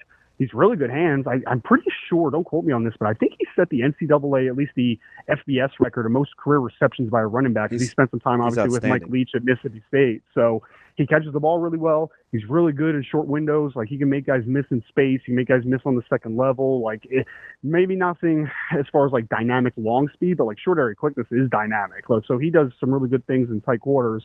And he's a guy that, like you said, he might go 5th, 6th, somewhere in that ballpark, just because that's crazy. It's such a deep class, and he's a little bit of an older guy. So if we're talking about, getting to a second contract and windows and all that type of stuff, I do think he's going to be a 24-year-old rookie, which is a little bit older for a running back, obviously, at least in early stages of his career. But he's going to be a value. Like him, Giddens from Kansas State. There's a few guys. I feel like everyone's completely forgotten about like Kyle Monungai out of Rutgers, even though he'll probably go late and be a solid contributor in the NFL as well. Like, or a guy like Scatabo. So much value, fine. Yeah. So for him, is it simply about long end speed, or you kind of know you're not getting that going in? Do you want to be surprised, or you think you want to know what you're dealing with? Yeah, I mean, it is mostly about the long speed. I think that some people question just kind of the general explosiveness, even outside of long speed as well. We know that he's a really physical runner. We know he can catch really well. We know he can block. So, like, he does enough well where, like, at worst, he'll be a good stable back. You know what I mean? Like, he'll at worst be, like, a really good 1B or at least a solid 1B type of back. So it's going to come down to your flavor in this class, man. It's always the fun part of these conversations is, like, some people are going to be Woody Marks guys. Some people are going to be Cam Scatabo guys. Some people are going to be DJ Giddens guys. Some people are going to be Kyle Monungai guys because they're all just very different. And depending on what team's picking in a particular spot, that flavor is ultimately going to tip their hand to who they value in that particular pick. For you, who's CB2? CB2 for me is Will Johnson because I do have Travis Hunter rated as CB1 at this point. So what's Will, the gap there? I think is not a ton. I would say, yeah. So you're going with, okay. I don't know, and I'm far be it from me because it's very opinion driven, right? It's subjective. Sure. But Will Johnson seems much more complete. I mean, boundary guy, field guy, will tackle. Yep. So you're banking on just sheer athleticism? Well, I think the IQ / athleticism for Travis Hunter. I do think that there is still a nice jump that he can make if he stays at one position specifically and he focuses on it for sure. But I do think the zone discipline, the eyes and coverage, the ball skills combined with just the short area explosiveness and the length that Travis Hunter has is pretty special. Like, I really do. Now, Will is the higher floor corner right now in the sense of he reminds me of Tremaine Johnson that used to play with the Rams and the Jets, but like the good Tremaine Johnson before he left the Rams, where it was like that kid is 6'2", really good change of direction. He doesn't have the greatest long speed in the world, and I think that's going to be the conversation about Will Johnson. Is like I do think there's some wide receivers that are going to be able to uncover against him. I just don't think he has, generally speaking, like that great long speed. He just it's a Michigan guy, so it's like it's the dirty low hanging anybody could get fruit, but he gives me some Ty Law vibes. Oh man, I love that. Well, unfortunately, I'm a Rams fan, so one of my worst memories growing up was Ty Law absolutely beating the hell out of Torrey Holt and Isaac Bruce in the Super Bowl. So, but Ty Law was awesome, man. He really gives me some Ty Law vibes. He's savvy. He's got really good instincts. I think he covers up whatever his long speed is extremely well because he's such a good technician. Yeah, well, I think that the scheme is going to matter a lot for a guy like Will Johnson because I really think if you just have a system that is going to mix in a decent amount of zone, but is also going to allow him to be physical at the line of scrimmage at times and play some press, I do think that he has Pro Bowl upside. Like I'd be willing to take Will Johnson top 10 without question. I would even consider top 5. Like my most recent mock draft, I think I had him going number 6 overall to the Raiders, right? So like very high on Will. It's an easy evaluation. As long as he's healthy, generally speaking, I just don't see him being much of a bust factor at all. Like if he's worse than a good football player in the NFL level, I'll be pretty shocked at that point.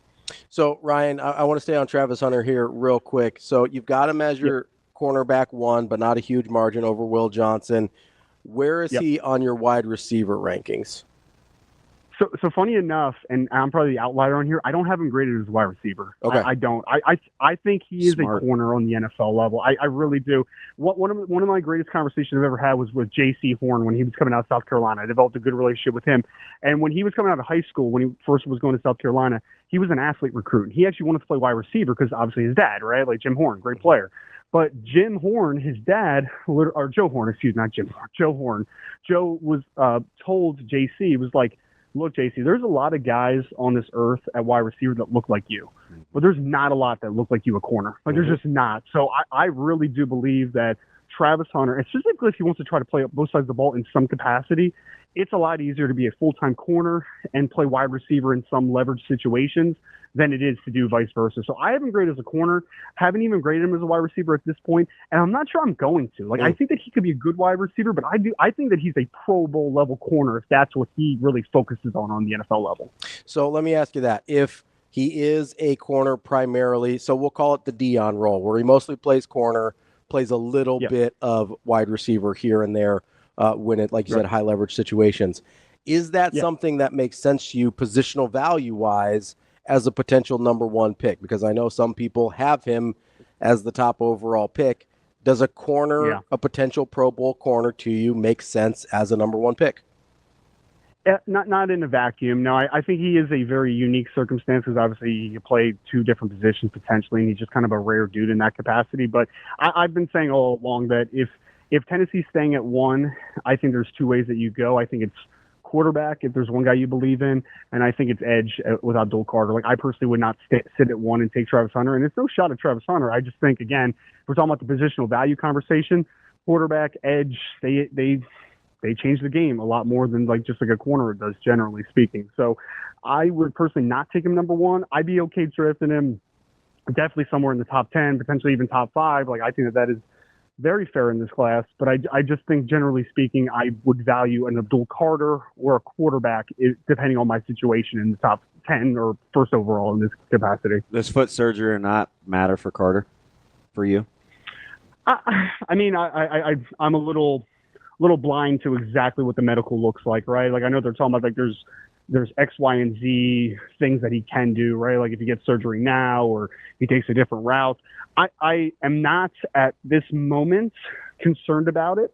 because he hasn't had this type of injury before, right? So if this was a recurring issue, like let's say a guy just like keeps tearing ACLs, it's like, man, that's not good, or keeps tearing up shoulders. Like that's a recurring issue, and that's something that medically speaking is probably not a good thing. It's probably more of a red flag. So I just think generally for me, I think that when you look at a player like Abdul Carter, who hasn't had recurring issues with one particular injury, I'm going to feel okay with it until a doctor tells me that I shouldn't feel okay with it anymore. Whether you're at Georgia or Texas, or maybe you've got a long shot, who's going to be the fastest time in the combines, do you think?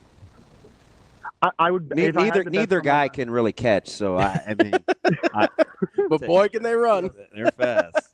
They can run. Yes, they absolutely can. Arian Smith from Georgia would be my guess if I had to predict who would be the fastest guy here. One wild card, I guess, a guy. But I was told by someone who I trust pretty closly that Maxwell Hairston from Kentucky is apparently going to run a blazing time. Yes, so that apparently his goal is to be the fastest corner here, and if you are the fastest corner here, that means that you are probably running at least 4.3 high, or 4.3 low, excuse me, or maybe you're cracking the 4.2s potentially. So I would go with Arian Smith, but I do think Maxwell Hairston is a little bit of a wild card to keep an eye on. Let me get you out of here on this. Who's the best offensive lineman in the draft, and if he is, will he have to move positions? Great question. I think it's Josh Simmons from Ohio State, in my opinion, and I don't think that he will. The reason that I value him so heavily is that he is a true tackle. He's 34+ inch arms. He's a really good athlete. He's coming off the leg injury, which is going to cloud him. I think if he wouldn't have got hurt for Ohio State, he may have possibly gone top 10, maybe even top 5. Like, he had that quite of ascension that was happening with him. But with the injury, I think he's probably more of a mid-first round grade, or mid-first round valuation right now. So there's a chance that guys like Will Campbell and maybe even Kelvin Banks or like a couple other guys go before him. But I think that Josh Simmons, the left tackle from Ohio State, is going to end up being the best value as long as that medical checks out, because I think that he is the best true pass-protecting left tackle in this class, in a class that doesn't have a ton of those guys. That's our guy, Ryan Roberts, A to Z Sports. Ryan, great That's basically stuff. A to Z. Pretty much. We probably could have kept you for another half hour, but maybe we'll do a wrap-up with you soon after the Combine's over as well. Appreciate the time. Thanks, Ryan.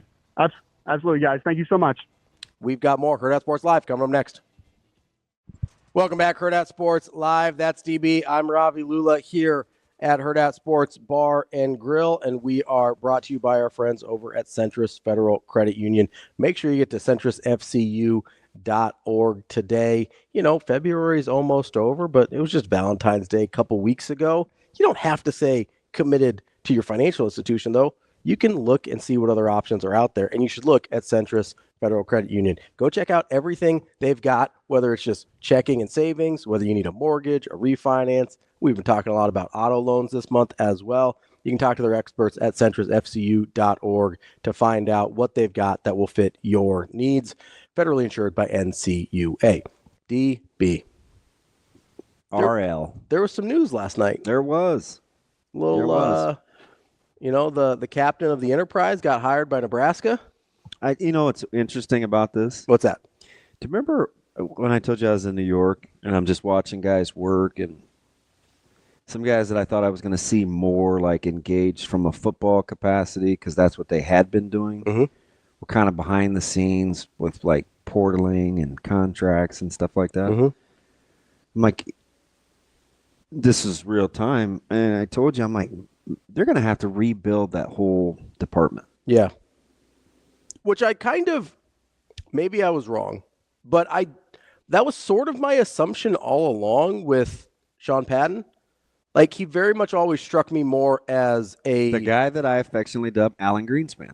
Yeah, as a business guy, as opposed to a football guy. Not to say he doesn't know football, right? But he always, with his background, when we talked to him on the show, he very much struck me as a business, analytical, that type of guy. He is very good with talent eval too, though. So I'll throw that in. Totally fair, right? But it really felt to me like his wheelhouse was some of the other front office-y type stuff. And so I just sort of always assumed they would bring another person in sort of a player personnel role, the way they just did with Pat Stewart from the Patriots. And they moved Padden over to assistant AD for innovations, which is right in his wheelhouse. Yeah. I mean, like, that's his sweet spot. Right now, he's still going to deal with like contract negotiations and salary cap things and stuff like that. But you let Stewart do contracts. Yeah. And that kind of the fiscal numbers to know right where you're at. Yeah, and to kind of have, I think, to me, I look at him as like a roster management type guy. Yeah. To be like, okay. And he also this is totally allows you to have like the Troy Vincent Juniors of the world. Yeah. And Keith Williams of the world. Like that, they can operate in that window. Yep. And not have to worry as much about Stewart, some of the other stuff. Yeah. And I think it takes... So that allows you to kind of put together a different department on the fly. Yes. I think it also allows Coach Rule to worry less about that stuff. Yeah. Obviously, he's going to be involved. Has to be. But I do think there's going to be... And we've seen this across football, right? Or across college football where you're hiring GMs and stuff. Because the roster management of it all, if we're moving to more of an NFL model, most NFL head coaches don't deal with that. Yeah. Like, they're involved, they have the discussions, but the GM, it's the vice president, it's whoever dealing with those things. That's going to be Padden and Stewart from what it looks like. And I think that makes a lot of sense because you don't want Rule to have to be worrying about, well, okay, I need 18 offensive linemen and I need, I need 22 defensive backs. And like, that's going to be somebody else's And he job. kind of blew through it a couple of pressers ago. But remember when he said, we got coaches that are going to have that. I'm going to allow them to make decisions on their room, on their personnel room. Yeah. Because they're going to have a better feel for how many guys they need, what types of guys they need, how much you can take a flyer on a incoming freshman that maybe you like their frame on that you would have taken a flyer on 2 years ago. You're like, okay, I've actually got room in my position group for that guy as opposed to. It's very interesting to hear Phil Simpson talk about his room the way that he did. He was a little evasive, I think, because somebody asked him who's in your room. Well, they try to pin him down like that. Just don't do that. Because number one, it's too early. Okay. Number two, it's pretty fluid. Like, because you don't really know what scheme you're going to run yet. So I get that, but I do think part of it, like to me, I thought it was a genuine question. I didn't think they were trying That's fine. I think they were trying to trap him. If I'm a coach, I'm not answering. That's fine. I also think I don't know that we have a great media fan in general. I don't know that we have a great feel on which guys are jacks versus which guys are linebackers versus which guys are edge defensive linemen, which is fine. That's a good point. And you just want to know. Yeah, I think genuinely people are like, okay, so what's the difference between a jack and a Sutton? You could ask that question. Yeah, like what? Because they're not going to get player specific really. And that's fine. But I think that was maybe I'm giving too much credit here. I think that was the core of the question is like, hey, which guys are body types? You're probably right, general most times, except for you were getting specifics about Mav and McCullough. Yeah. I don't know that it was asked the right way. But I do. No, and I'm not talking about that question. I'm talking about in its totality when you get Simpson's response. Yeah. It's in order. The question was asked whenever the order about it was. Willis or about McGahee, because the first couple of questions about the room, it was already implied who was in the room. Yeah. They didn't say who. He didn't say who was in the room. Yeah. He's like, well, because I think they were kind of fact finding. Well, Phil, I mean, he's smart. Like, he's well-versed, too. Yeah. So he entertained a little. Yeah, he gave this. He gave the two guys that they mentioned, then he added in McCullough, was working there right now. Yeah. He didn't say he was going to stay there. I do think there is. So, there's some gamesmanship in that. For sure. Yeah. I also think to be fair, I thought it was a fair question. I also didn't expect him to give very many more names. Yeah. So the fair or foul isn't what I'm saying. Sure. I'm not saying whether it was a fair question. Yeah. I'm saying when he's answering the question, he's letting you know. Oh, this is what I was going to say. We got some developmental guys that I like. We have some guys that have this body type. We have guys that are this style that I like. So even in his answer, I still got a developmental piece because I think we're afraid a little bit that the development is out the window with the smaller roster. But it's not. No. And you can tell by the guys, he has his X's and O's guy. But he also has this nice blend of developers. You need an Addison Williams. You need a DeKeel Shorts. You have a Snow. You have a Holgerson. And you have a Butler who still likes to teach, but at least now he gets to roam a little bit. Yeah. Because I kind of think that's important. Yeah. I do think it was really interesting when Simpson talks about, hey, like before, like I know I'm the edge guy, so we all think about pass rushing. Nobody even gets to pass rush until they can stop the run. Yeah. Like I thought that was a really interesting. Got to earn the right. Well, and it kind of goes back to what Ryan Roberts was talking about too. Is like you build on foundation, right? So it's like, hey, you can pass rush all day long. If you can't stop the run, you're not getting on the field. I told you the conversation I had with CJ, right? Yeah. I just kind of want to go back to rushing the passer. Oh man, we're in an odd front. Yeah. You don't get to do that until you do the other stuff. We'll get there. Yeah. We got to stop the run first. You'll get to rust the pasture when it's good in time. Coming next, we're going to talk to Brian Edwards, get a little Vegas insight from our guy at MajorWager.com here on Hurrdat Sports Live. Wrapping up hour number 2. I almost said I don't even know what. Man, I don't even know where we're at. Doesn't really matter. We can do whatever we want now. And what we want to do right now is talk to our guy, Brian Edwards, our Vegas insider, Major Wager. What's up, B? Oh no, I think he's frozen. He hasn't moved since we brought him on. Is he frozen in time? No. Oh, there he is. We can hear him. There he is. How are you? Sorry. There. Got him? What's going on? I think so. It's a gaming cord, man. You've been on your PlayStation 5 or what? No, but I went 4-0 last night in college hoops, so I'm very happy. I wonder why you were cheesing. Like your smile is like cutting the bottom of your headphones. You get a little bit couple bigger parlays. A little special breakfast this morning. You treated yourself to extra thick cut bacon, or what? What are we doing?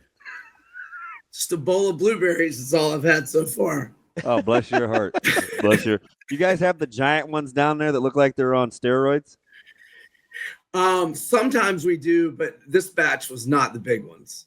Yeah. So are you talking about like real blueberries or like blueberry flavored cereal? Oh, yeah. Knock it off. We had No. Knock it off. Legit fresh blueberries, buddy. Wait, what's a carton going for down there in that sunny part of the country? I think it was like $4.99 maybe for a little. Yeah, if you don't know, you're winning enough. We're not in price. You're winning plenty. B. Edwards not concerned about the price of eggs. That's what we learned this morning. Your boy over here will tell you the difference in a 50-cent pound of chuck. So, all right. Hey, so how shocked were you, or maybe not at all, that your boy JG is getting plus money in the octagon? I was pretty surprised. I mean, I thought Fiziev won round 1 in the first fight, but I thought it was just domination from Gaethje from then on. And Fiziev is off the torn ACL. He has not fought since, I think he fought like 4 or 5 months after the Gaethje loss. So that was like mid-ish, late 23. And he's got to travel across the world. Where does he live? Not Dagestan, but somewhere over there close to that. And just 2 weeks notice. How much weight does he have to drop? I know, but Gaethje's had a year off, or almost a year. I think it's like 11 months, maybe. He's since the Holloway loss, and he's been through some wars. Yeah, I mean, I guess we're gonna have that one Gaethje fight at some point where we're gonna be like, okay, it's all taking its toll on him. But do you think that's gonna be this fight? I'm not sure. I doubt it, because he always answers the dinner bell. But I'm with you. There's like a Cerrone moment in there somewhere. It's got to be coming, right? Sure. But he's 36, and the 2 fights before the loss to Holloway, he won. So no knockouts, and obviously he had a bad knockout loss this last one, clearly. But I don't think this is going to be the Cerrone moment you just referred to. And by the way, Cerrone's coming back. I don't. And Wonder Boy. I don't know why. Yeah, I don't like. It seems like I don't like him coming back either. Go be a dad. He was getting whipped down the stretch. Yeah, and I saw Wonder Boy volunteered to fight him. I don't get it. I'm guessing being a dad doesn't have the same paycheck. Yeah. No question. I mean, you're giving away money, not making money. He wouldn't be the first one to fight when he shouldn't have for a paycheck. Let's be honest. So you like Gaethje here, B? Yep, I like Gaethje, and I saw plus 112 at Bet Rivers. I saw plus 110 at Bet Online last night. All right, no surprise. It's Thursday. You got a little Summit League overs, baby. I'm guessing that you got a play that has to do with a total tonight. I do, and we're going to go St. Thomas and North Dakota over 160 and 1/2. When they met earlier this year, they combined for 165, and the over. I don't know what's wrong with my computer. It's not letting me go to my write-up right now. I'm going to go off memory here. I think the over is 18, 8, and 1 overall for St. Thomas, 17, 8, and 1 overall for North Dakota. And North Dakota is ranked 5th in the nation in field goal percentage, 6th in three-point accuracy, and 8th in scoring. Let's go over 160 and 1/2. Let's fast forward a little bit. I know you like to make some of your lines a little ahead of time. There's some big ones going on in the SEC this weekend. Let's start with Bama at Tennessee. What's the number you have for that one? Okay, I have Vols -2, but I fully expect the Vols to be favored by more than that. I think they'll probably be 4-ish. And I would sit here and say right now I would take Bama at like 4.5 or more. However, I've had such good success with these live lines here lately. I think I'm just going to go into it hoping Tennessee takes an early lead, and I'm going to be looking for Bama like +7 or +8 on a live line. Now, if it's 5.5 or more, I'll probably take them pregame. But basically, I'm probably looking to go Bama here, but I want to be getting at least 5 and maybe more. See, me and B. Edwards handshake meme on live lines. I love those. That's just, I don't know. I guess if you have the patience and the wherewithal and mastered the art, but you have just a couple of key rules you like to go by too, B. You always look to see if you can get a better number anytime live than you would have played originally. Yep, and I got the Gators +9.5 and +14.5 the other night, and I also had them +312 and +720 money line, which obviously lost, but boy, that was a great chance. Georgia was my lock of that day, B. Just right for the picking. Florida needed that though, right? They needed a little. It had been a little too easy. Yep, for them. That's what I always say, and I don't mean for it to be a cop-out when I'm talking about my team, but those late February losses can be a good thing. And, hey, if we lose in the SEC tournament in the semifinals and play one less game before the big boy tournament, I'll be just fine with that as well. Man, I'm on the same page with you as that, B. Like, I'm okay losing. Like, I don't want to go one and done in a conference tournament, but I'm okay playing one less game, having an extra day off, and feeling still pretty okay about how I'm going into the tournament. But speaking of your Florida Gators, they also have a big one this weekend. A&M coming off of a loss to Vanderbilt that might have sewed up Vandy's tournament hopes. They're going to Florida and on Saturday. Where do you have that one in another pretty big SEC game? Yeah, I've got the Gators 8.5. A&M has lost. Wait, have they lost 3 in a row now? Because they lost, they lost the Vols, and then at Mississippi State, and then last night. And last night that was not a good one. And props to Vandy. And I think I agree. I think if they lose out, they probably are still in, and definitely just need one more win at the most. I think the Gators are probably going to win that by double digits. But I got them 8.5. Vandy's one of those weird teams you're going to want to take a look at. They're a tough scout, and they have a weird style. It's just there's always a handful of teams every year just because I'm a dork and I watch a ton that I'm like, God, how long have I been talking about how awkward it is to play Vandy? All year. It's a weird team to play against because sometimes you think, well, how are they still in the game? And then you look up, and they've pushed the lead on you. It's like how? He's got a nice mixed match of players. I mean, Hogard and McLaughlin are tough, physical dogs. And then Jason Edwards is just a hell of a scorer. And then the nickel kid went 7 of 10 from 3 last night. He's just a pure shooter. MJ Collins, nice role player. And I like their coach, Byington. And my dad's buddy, Tom Ostrom, who a longtime former Gator assistant for Donovan, is on that staff as well. I've been out of touch with him for about a decade, but I'm happy for him. Always root for him from afar. B, last big SEC game of the weekend, Auburn at Kentucky. Kentucky's sort of a weird team to figure out as well. Where do you have this one?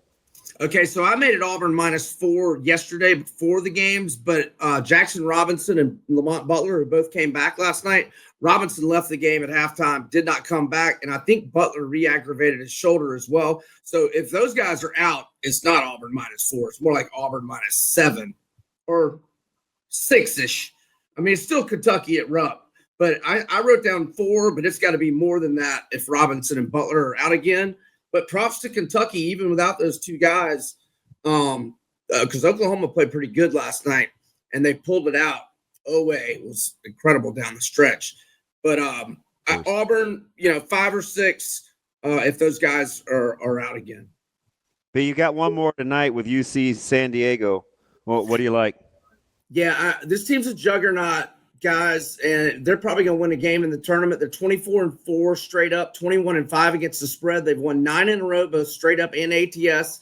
They've won all of them by 11 or more, but a lot of them by 25 or more.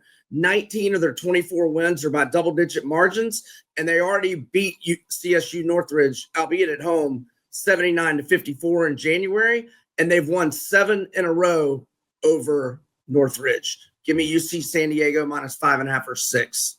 That is our guy, B. Edwards, Vegas Insider, Major Wager. B, always a pleasure. Have a good weekend. Thanks, guys. Y'all as well. See ya. Thanks.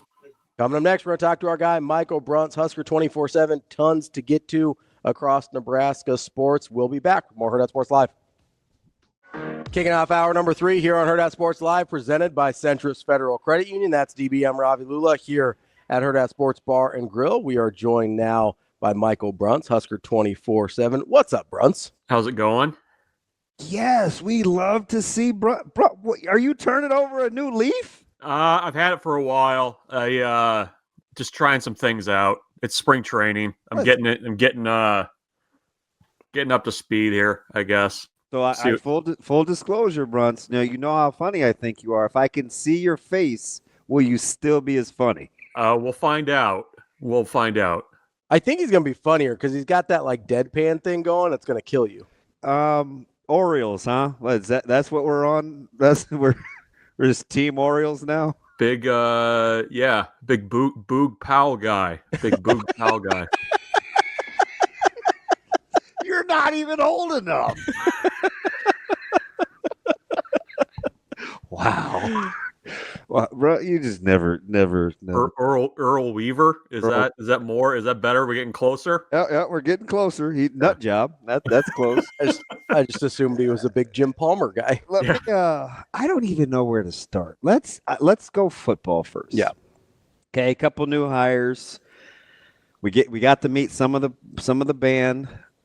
Can you tell strategically, or give me your hypothesis on what you think Nebraska wants to do with their infrastructure, with a GM, and allowing Sean Padden to kind of be a strategist as the other smart guy, as they manage contracts on one side and bodies on the other? Like, how are you kind of picturing this thing in your head? Yeah, Sean Padden's done everything over there. Yeah. And I think this probably frees him up to be more strategic with how he spends his time. I think more big picture stuff and kind of big picture, but also I think also the nitty gritty type stuff. I mean, when you're talking contracts and salary, are we calling it salary cap? Yeah. Like, is that a thing? That's what he's gonna do. He's gonna do contract stuff. Yeah, I think payroll. Like, what are we calling it? Yeah, I think we have to. Okay, so managing salary cap, that kind of stuff. I think that's a big job, and is going to get bigger. And I think having somebody also on the personnel side who has obviously, worked at a high level and worked for an organization that was very good at identifying talent and identifying overlooked talent. And I think that's the benefit is you kind of split those two roles and allow you to let Patrick Stewart go to work. And I thought yesterday, I think it was Phil Snow said it, but he talked about how Matt Rule is always going to be looking for an edge. Yeah. And you look at what's happened in college football in the last couple months with the explosion, or maybe not explosion, but the importance placed on this general manager role. Jim Nagy goes from the Senior Bowl to Oklahoma. I mean, that's where things are moving. And, you need somebody that can kind of organize all of this stuff, because the teams that are going to be able to punch above their weight, I think, are the teams that are going to be more organized and be able to put together a roster in an efficient way. And that's not, it's a new thing to college athletics. And I think that's why you're seeing a lot of the kind of bounce back of NFL guys coming in and bringing that expertise. Yeah, it's interesting because I always joke, for even as whatever the relationships is that like we're forming down in Lincoln and getting to know these guys. Sometimes you see too much. I'm like, gosh, he's just really, I don't know if hard on his staff is the word, but he's just demanding, right? And you got to earn your money, and he's hard on himself, and he's always constantly talking about like in-game stuff and guys needing to work harder and smarter. And you heard Coach Snow intimate it, right? He said, Matt's always going to be on his guys, right? Like that's just who Matt is if you work for him. When you look at the personalities, and this is on the heels of Phil Simpson saying, how did he say it?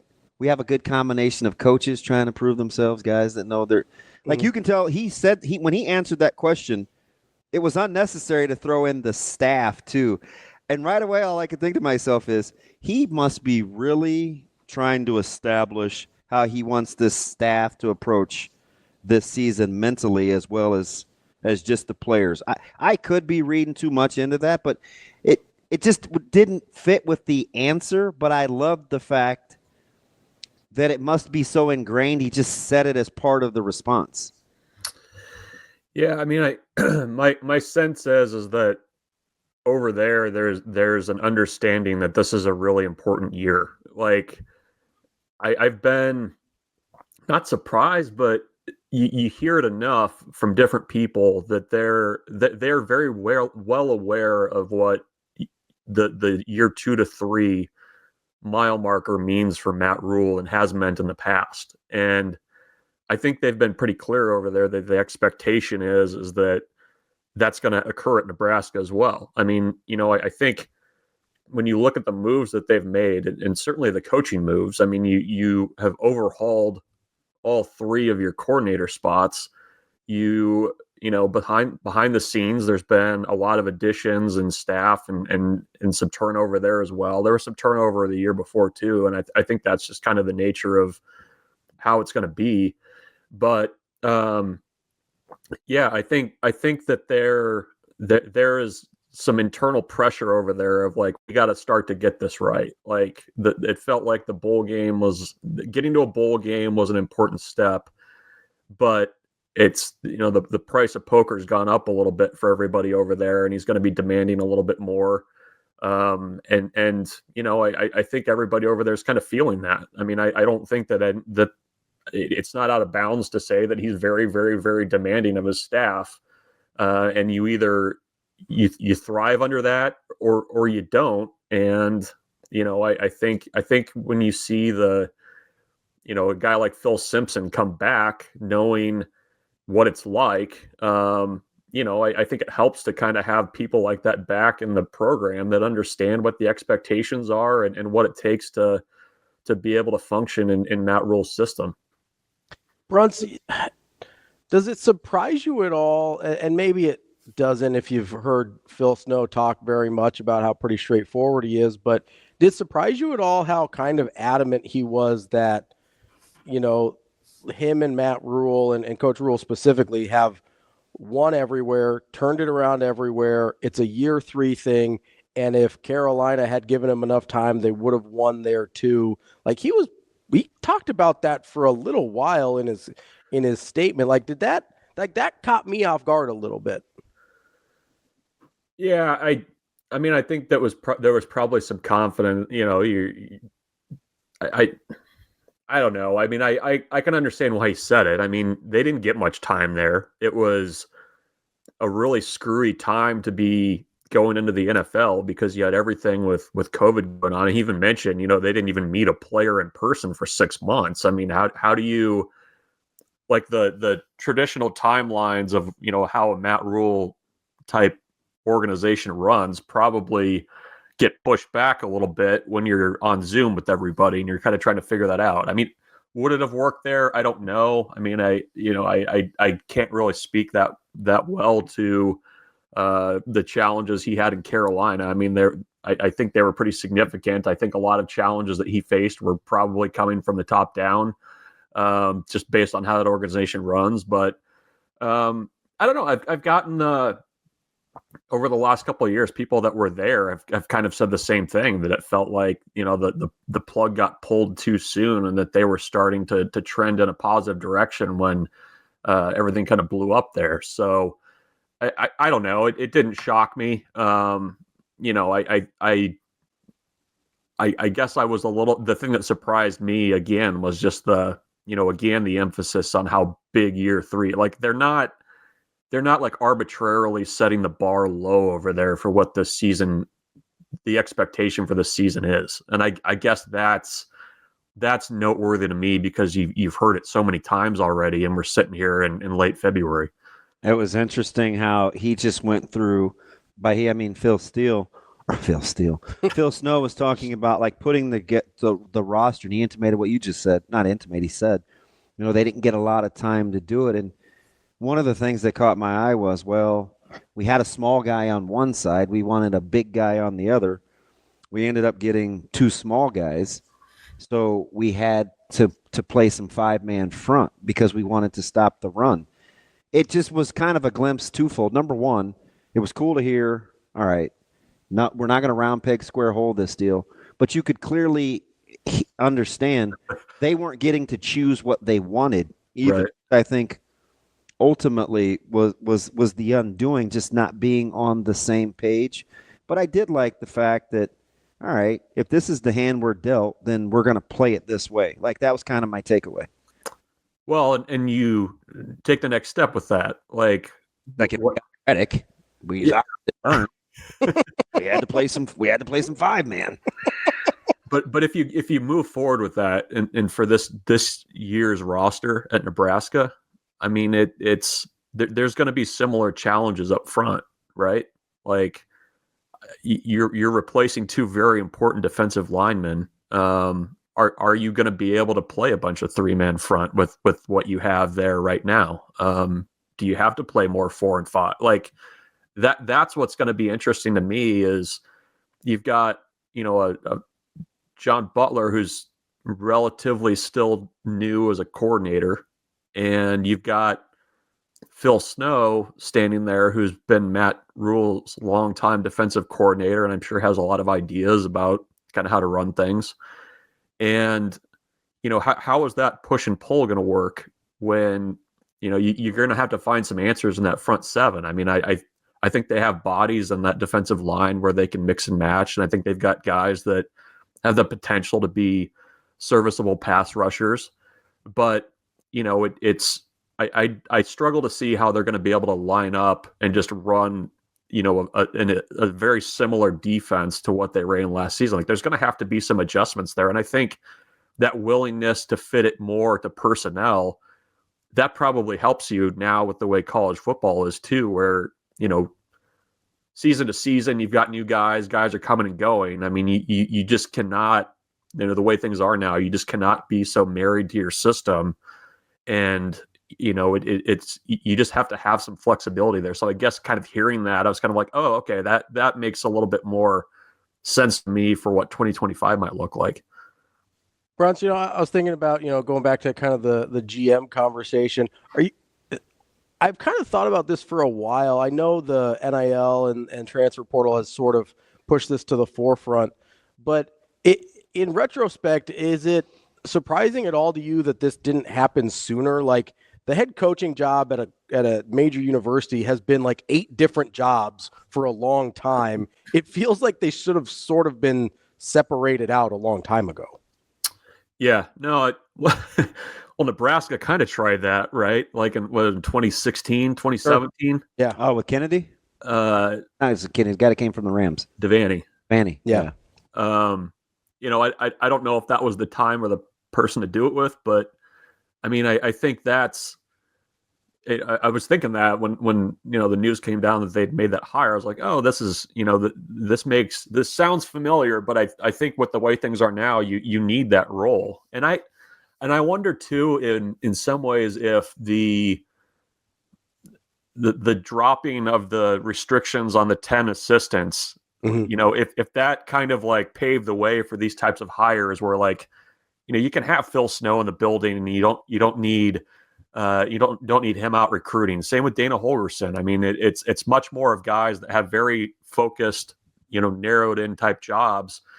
And then, the next logical step to that is, okay, well, in the support staff, where can we add guys that are going to help us or serve very specific functions within the organization. So I don't know if that's like a natural step, but I mean, I would be shocked if most Big Ten teams don't have somebody in this role by this time next year. I mean, it's you just have to do it because roster management and just kind of strategy for how you approach this kind of ever changing thing with the transfer portal and NIL. I mean, you just cannot afford to be left behind here.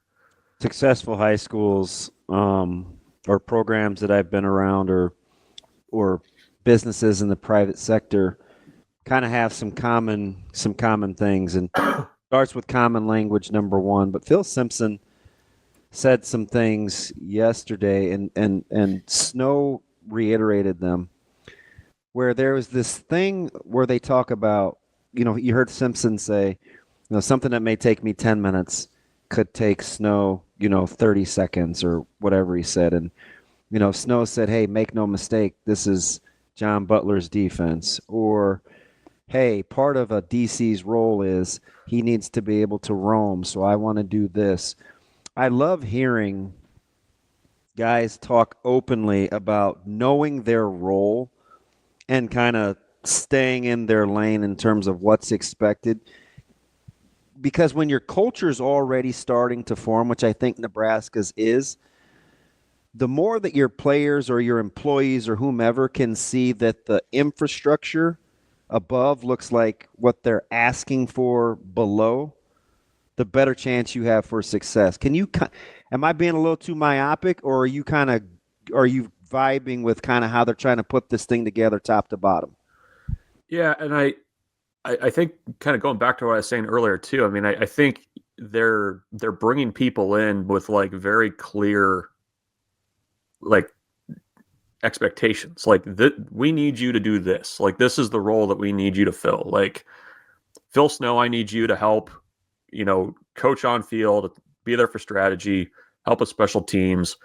Like I think that when you kind of have the expansion of the I mean, for lack of a better word, the bureaucracy over there. I mean, they've got a lot of people over there handling a lot of different roles. I think when you have that kind of help over there, you can kind of let people focus a little bit more on their kind of their area rather than kind of having to do everything. I think that's, the coaching stuff with having more, not having the limits of on-field assistance anymore. I mean, that's a huge help when you're bringing in these people that before would have had to recruit and coach and run a room and do all these different things. And now you just have so much more help, and you're bringing in guys with, 30, 40 years of coaching experience. That's huge for, kind of making everything flow a little bit more easily within the organization. And, I think having guys like Dana Holgerson and Phil Snow around. I mean, John Butler's the same way. He's been, a veteran coach, I mean, that's a huge help for guys like Phil Simpson and Rob Dvorak and guys that are a little bit younger in their careers. And even, Phil Snow said this yesterday. He's like, I'm supposed to be around here helping these guys. I mean, that's another kind of piece of what he has to do. So, yeah, I mean, I think that I think that they've done a good job over there of kind of identifying areas where they can bring people in and just add more. You get a little bit more focused. It takes a little bit off the plates of other people. So, if the NCAA is going to let you do it, you may as well take advantage of it. And, obviously Matt Rule's got a pretty well-rounded orbit of people that he can bring in that have a lot of experience and help out there. Let me transition real quick because I want to sandwich this in between basketball. Over the weekend, you're obviously watching what's going on in Lafayette, and I don't know where you thought Nebraska was going to be offensively, but what surprised you more? Because there was a lot of swinging and missing early last year, well, throughout the season last year. Where they are offensively at this point, I understand it's early, versus kind of the fundamental collapse of a team that you felt like was probably going to be pretty veteran-laden and savvy emotionally with kind of the mistakes, the self-inflicted, the stuff that they did in the doubleheader on Saturday. Which one is kind of like more, wow, I didn't really see that coming? Yeah, I mean, I didn't see this veteran of a lineup hitting 217 after 2 weekends. I mean, that's a concern. Is it the swinging and missing? It's not even the swinging. I would be more concerned about the just watching. Like there were a lot of backwards Ks in that doubleheader, and they had a bad day. I mean, there's no better way of saying it. I mean, the approach was not good at the plate. Ty Horn threw well enough to win in the first game, but just uncharacteristic mistakes in the second game, and they missed a chance to get a really nice road series win. So building bunts, Bruntz. Yeah, and that's, I mean, they're still fielding at 988. I mean, they pitched it well. They've fielded well for the most part. It's just, when you kind of look at, you keep a book and you're looking at kind of where the outs are being made, and it's a lot of rollovers. It's lazy pop flies. They weren't really on the barrel much at all. And I think that's, when you have veteran guys, sometimes I think you can kind of get into press city pretty quick where you're trying to do too much. You've had some success. It's not happening for you. And it's just happening up and down the lineup right now. So, they got to find something that, higher quality at bats. And the thing that's tough though, is when you look at the arms that they've been good against. They were good on Friday against the preseason Sun Belt pitcher of the year. They were really good against a Vandy pitcher that was throwing 95 from the left side. And, the times that they've struggled this season so far, it's been, a back of the bullpen guy against Grand Canyon that comes in looking like Rob Nin. And then you've got, Rob. You like that?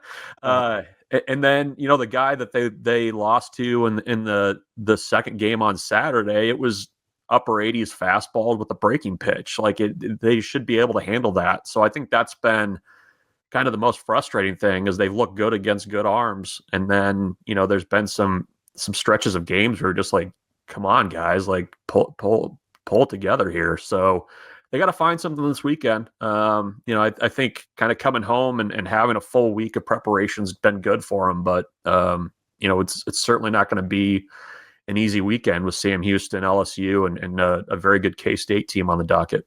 I'm surprised as an A's guy you didn't go Jason Isringhausen on me, but I'm not surprised that you would pick a lowly giant. But I mean, maybe we can go back to his Florida days too. A Marlin. I would say you're a big Marlins guy. Real quick before we let you go, Bruntz, big series or big tournament, whatever you want to call it, this weekend. Yep. What does Nebraska need to do to make you feel better about the trajectory of the early part of the season? Is it a number of wins, or is it more how it looks? Both. I mean, it needs to look good, but you need some wins. I mean, you got to get two, right? I think 2-1 is a good goal. I mean, this is why you schedule difficult early in the season. Is you got to win them. Like it's great to play tough teams, but you got to come out with the wins too. So I think 2-1 is a fair goal. The at bats need to look a lot better.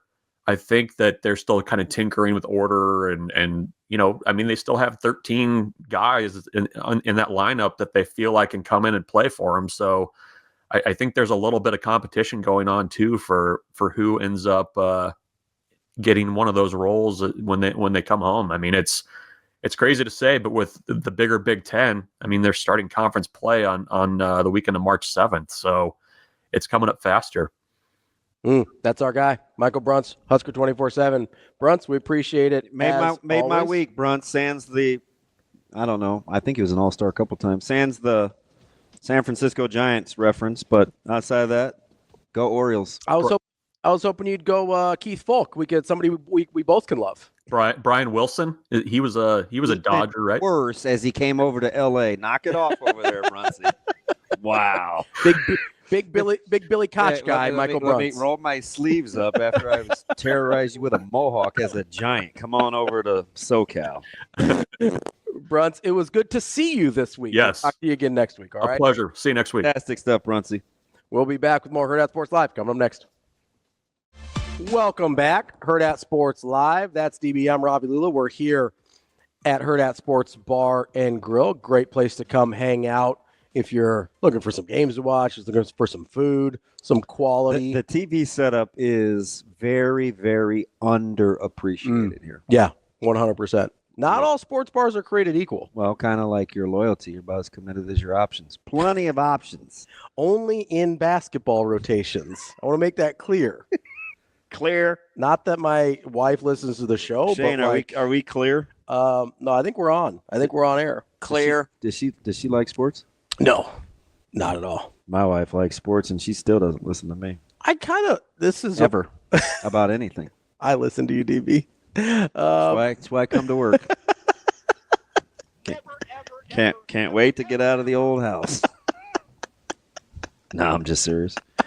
So the reason I asked, and we'll do bet on it here in just a second. We'll get some more winners from DB, but the reason I asked Bruntz about that Phil Snow question with the Carolina stuff, because I thought it was a pretty big departure from the way we've heard Rule talk about the time in Carolina, right? Like, that's why it caught me off guard, because he was pretty adamant, like, oh, no, if you had given us enough time, even with the weird COVID circumstances, we'd have won there. Mm-hmm. And he went as far as to say, like, hey, even after they fired us, like, you don't think the foundation that we set led to the 7 wins that they had that year, which is dramatically more than they've had pretty much any other time in Carolina in recent memory? Like, that to me was it was a little jarring, because we really haven't heard Coach Rule talk about the time in Carolina that way at all. Yeah, and he's kind of moved on. I think it's just their personalities. For sure. That's a good what's the word I'm looking for?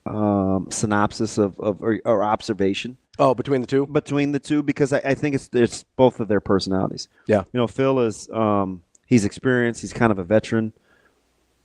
He's savvy. He's kind of a storyteller, but he's very reflective.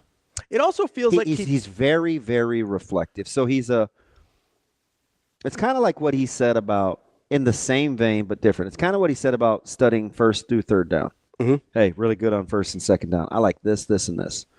What we need to do on third down is kind of elevate this, where, we want to show movement in the box, kind of radar. We want to mug guys. We want to show mug, which, again, are things that I like. Yeah. Right, because it's just football, and he's actually looking at something in game planning. Yeah. But he's also acknowledging what his coach said to us during the whole defensive coordinator search. Yeah, however many months ago. I like a lot of what we're doing. This is what's going to make this so hard for me. Mm-hmm. I don't want to change a ton in terms of our preparation. I want an answer guy. It's actually easier when you want to throw everything out, right? Right. So it's just when you're making a change, it's easier when you don't like what you're doing. So I like the fact that there's consistency in that message, because it panned out that way. Yeah. Which was why I was so bothered about what we thought about Butler. I'm like, really, guys? I think so. This is a very fan thing, right? we just wanted to get excited about a name. That's all it was. Yeah. It's not about John Butler, really. We wanted to get excited about a name, and I get it, but like I don't know. Like I have no way of knowing if Simons from SMU is a better defensive coordinator than Butler is. I have no idea. I really don't. And I think anybody being honest with you as a fan would tell you the exact same thing. There's some guys, I don't know if any of them were on the table, but there's some guys you could look around the country and be like, yeah, that guy's, I like his experience. I like his track record. He probably would have been a better choice. I don't know if any of those guys were on the table, right? I just don't. Like, if you go and hire Al Golden, maybe you feel really good about that, right? Coming off a Broyles Award, you saw the defense that Notre Dame put together. You're like, oh, man, like Al Golden, no-brainer, sure. But a year ago, if Tony White had left, and we're like, oh, we just got this guy who's an active I know. coach with the Buffalo Bills. He's up for the Buffalo Bills defensive coordinator job, and he takes the Nebraska defensive coordinator job instead. We'd have been thrilled out of our minds. Yeah, that's really the only thing that it's the perspective. It wasn't right? even necessarily about defending Butler because I don't know enough yet. It's just the perspective of it. You know, I'm still fact finding and well, that's the truth. We don't know. We don't know if it's going to work or not, but we also don't know if Simons, like that's the name that always comes up at least, is Simons from SMU. I think the thing I'm most excited about is we can't see it yet, but if you listen, and it's not that hard because he says it almost in every sort of presser about what he wants and what he's trying to build. The hires fit. Yeah. That's all I know. They all fit together. Like, oh yeah, I can see this and this, and this guy's going to do this. Like you can see his words actually come into fruition with the hires. That's just like when he says in passing, getting off the bus, going to Fordham, I'm like, hey, where's such and such and such and such? Oh, man, you know, these portal calls are crazy. We got to set up kind of these dinners and host these guys when we get back to Lincoln. I sure could use those guys on the field. I'm going to have to redo this whole NIL deal if they don't change the calendar with my department. Just in passing. Yeah. It's exactly what he did. Yeah, that's exactly what it's exactly what we're seeing right now with the hires, yes. with the GM and the ace assistant AD for so when innovation. Bruntz says, "Man, you can tell like these guys have specific things that they're supposed to take care of," and then everybody will get better because you can accentuate your strengths. Yeah, right. You can let Keith, be the guru. You can let Williams do. You can let Keith Williams do Keith Williams things. You can let Troy Vincent Jr. do Troy Vincent things. You can let Padden be Padden. Exactly. Yeah. And you heard. How about how Simpson quietly wove in, with Corey and Kristen, when it comes to nutrition and putting on what their frames can carry and these guys are all saying the same thing. Yeah, everybody's on the same page. The same thing. So what's funny to me? Yeah, that's exciting. That's why I was surprised to hear you say you liked Shorts the best yesterday, but I understand why. It's not that I didn't. It's just for vastly different reasons than what I was listening for. What were you listening for? Continuity. Sure. With within the staff, within what do they need? Right? Yeah. So I was kind of skewed, So Phil Simpson was probably the most continuity. Yes. Snow was kind of the most confident, reflective. And then I thought Shorts was sort of the most compelling to listen to. Yeah. Out of the three guys. Now, the Snow is a good storyteller, and he, there's a lot there. You could tell that Shorts was a guy that has been groomed for this moment. Yeah. He looked like he felt ready. A natural, yeah. Like he looked comfortable. I think that's what I was seeing he's confident. Yeah, he seemed like secure with himself, which I like. But it was, I think the other thing we talk about, besides just getting excited for a name as a fan base, we also think about hires mostly in a vacuum. I think we think about, okay, is this a good D-line coach or not? Is this a good defensive backs coach or not?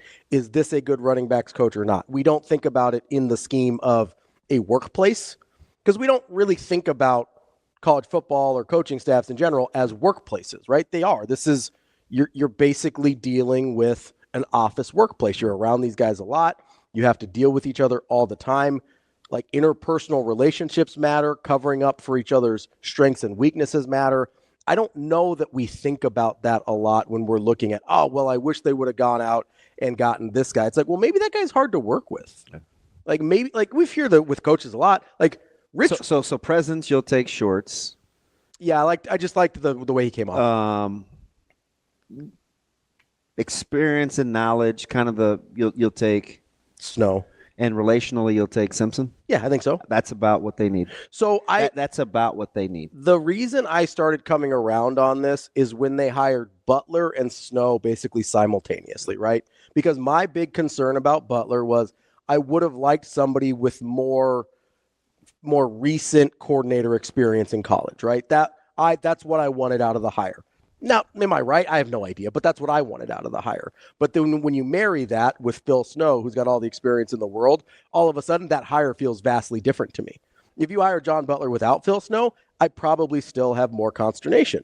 You hire them together, I go, oh, that makes sense. Were you momentarily like, with the fact that Addison Williams has had coordinating experience? Yeah, I like that too. And he's kind of the young relational guy. Yeah, absolutely. That's pretty strategic. And let's not forget, Coach Rule also has defensive coordinating experience. Yeah. Like, you've got 4 guys now on staff with coordinating experience on that side of the football.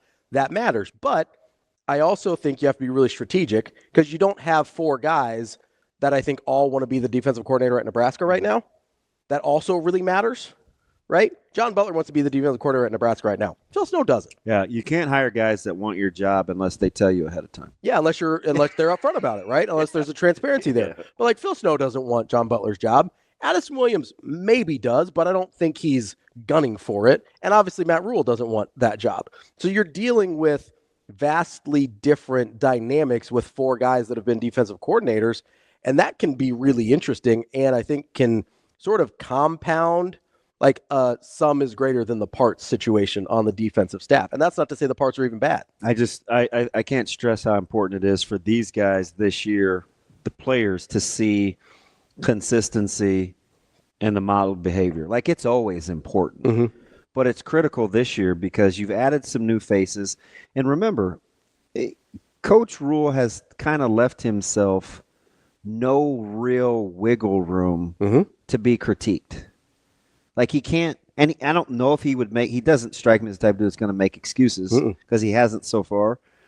But he's taken away a lot of the variables. So now we just get to watch the coaching. Yeah. Right? We know it's year 3. We know the roster's kind of had an overhaul. You got a nice blend of young and new. You kind of got the staff you wanted because most coaches will tell you it takes 4 or 5 years to get your real staff. Sure. Availability versus who you can get at what time. Versus you kind of have to tinker and see what works. Too. Yeah. And you're dealing with chemistry and people and interpersonal relationships and the landscape changed too. Like the landscape of college football changed dramatically. Who gave the moving ground analogy? Was it BC? Is somebody smart? Yeah, I think so. I think it was yesterday. Getting your feet on moving ground or something like that. Like, that's really what's happened navigating this college football deal. So, I don't know how it's going to work. I just like the conviction. Like, you can tell there's a plan. And they're giving themselves a chance. That's the big thing, right? They're giving themselves a chance. That's a lot better than the alternative. Or it not sticking. Yeah. Like it's just throwing it at the wall. You know what I mean? Yeah. It's because if let's just say, for instance, like if Barthel leaves, you would have said, because we're kind of contrarians, some would have maybe been happy, but we'd have been like, oh man, the running game was starting to come together. Yeah. Like that's how we would have looked at it. When you married Barthel with Holgerson's offense, it started to look. That kind of stuff matters. It does matter. I mean, I used this example before, but it's why Dana likes Sat as coaching the tight ends next to Donnie because of how well they work together. Well, and let's not forget how much different with largely the same guys Donnie's offensive line looked with one offensive coordinator versus another, going from Whipple to Satterfield and from year 1 to year 2. Let's get to some picks coming up next here on Hurrdat Sports Live. Welcome back, Hurrdat Sports Live. That's DBM Ravi Lulla here on the Pillar Exterior stage at Hurrdat Sports Bar and Grill, and reminding you, give my friends over at Midlands Family Urgent Care a call. If you're trying to lose some weight, still got a few months before summer. If you're trying to lean out a little bit before you get into those summer clothes, make sure you give them a call. 402-810-9494. I've lost 30 pounds already. I'm on the semaglutide. They also have tirzepatide. Both are FDA-approved options to help you lose weight safely and effectively under the supervision of an experienced medical team, not just some rando you found on the internet. Make sure you give them a call. Set up that consultation today, 402-810-9494. That's Midland's Family Urgent Care. It's true, man. You got to watch out. Is that what you call them? Yeah, you just got randos on the internet, man. Randos? You could, here's the scary thing, right? Is you can get whatever you want on the internet, but the problem is you can get whatever you want on the internet. And, there's a lot of times no guidance, no expertise, nothing going on there. That's not always a good idea. I don't know if you know this. Most people aren't doctors. No,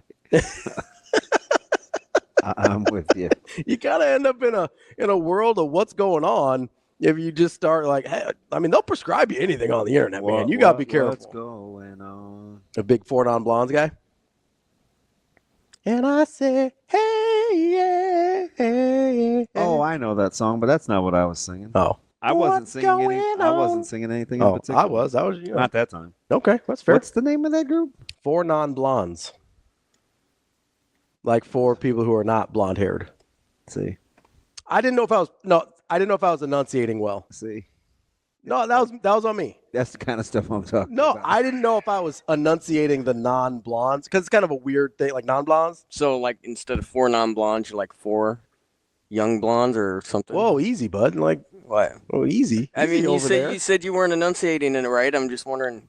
If you say non-blondes too fast, sometimes it doesn't even sound like English, non-blondes. Doesn't even sound like an English word. Yeah, exactly. No, that's not what you said at all, Shane. Don't exactly me. We're not in the same group here.